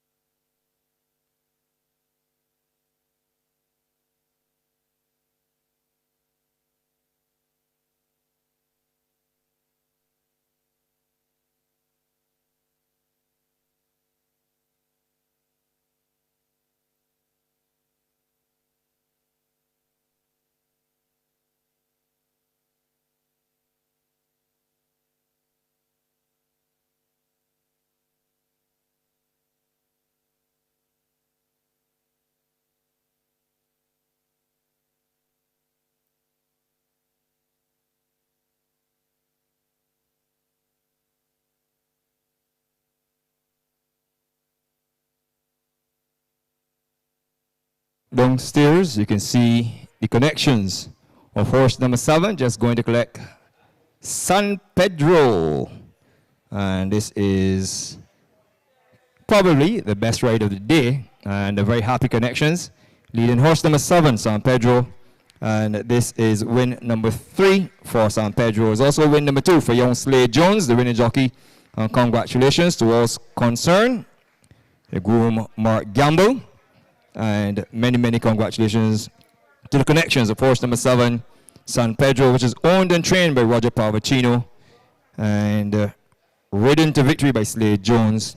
This is a 5-year-old bay horse by Almador of Seattle Sunshine, and nicely ridden to victory by Slade Jones, climbing over horses at the death when the speed, as I thought, cheap speed capitulated and left it to closers, and by virtue of taking 119 pounds, he got the better of the exchange. Second was horse number 10, just done out of it. This is Fool Me Not, always in the firing line early, and ridden by champion jockey Rashid Hughes. This is a 6-year-old grey mare, owned by Mark Goodrich, trained by Rama Perkins Lovell, ridden by Rashid Hughes, took 126 pounds to that second position. Third, we made horse number 4, the stablemate of Fool Me Not. This is Visionary, and Visionary is a 5-year-old grey roan horse. So 2 greys from Mark Goodrich, the owner, Rama Perkins Lovell, the trainer again. Enrico Prescott was aboard, 123 pounds. Finishing 4th was horse number 11, and 11 in this event was none other than Just Ain't Easy, one of the favorites, a 5-year-old bay horse by Zwick out of Wildani, owned by Shaquille Leacock, trained by Rama Perkins Lovell, and ridden to that 4th position by jockey Gerald Backers, 127 pounds. And rounding out the high 5 in this event was horse number 12, Edelweiss, owned by Starboys Syndicate, trained by Robert Pierce, ridden by Rashad Knight, took along 120 pounds and was fitted with a tongue tie. So there you have it, 7, 10, 4, 11, and 12 in the afternoon's nightcap. And that information at the moment remains unofficial. And as soon as I get the word from the stewards, I shall endeavor to inform you that it is official. So do hold all payments at the moment. The race is unofficial. 7, 10, 4, 11, and 12. And what that does do is, ironically, it brings us to the end of a fantastic day of racing here at the Garrison Savannah. And it was the Barbados Turf Club first day of its 3rd racing season. And I'm just going to sign off for radio purposes and television as well as streaming. Then I'll give you the payments as soon as they come back. A day that saw the afternoon's feature race going to Inspired Adventure, owned by H&M and jockey Enrico Prescott. It was a double on the day for trainer Kenny John, so he's overcome a slump, a mid-season slump or all-season slump. So congratulations to the young man. He's soaked up some pressure, but they say perseverance seldom fails, and continues to strive from strength to strength. So congratulations to young Kenny John as he marks himself with a double on the day, along with the successful owner H&M. And having said that, it was also a double for jockey Slade Jones. A double for Slade Jones. And Slade Jones had the honor, the first time in his life, that he had the honor of opening and closing a program. Something I don't even do when I go home. So he opened and closed the program. So congratulations to young Slade Jones getting a double. And he joins H&M and trainer Kenny John with a double. I can tell you that race, the final race has been declared official. So we've just received word from the stewards. So race number 8 is now official. Race 8 now official. The official results: first, horse number 7, San Pedro. Second, horse number 10. Of course, that was Fool Me Not. Third, horse number 4, Visionary. Fourth, horse number 11. And number 11 in this instance being none other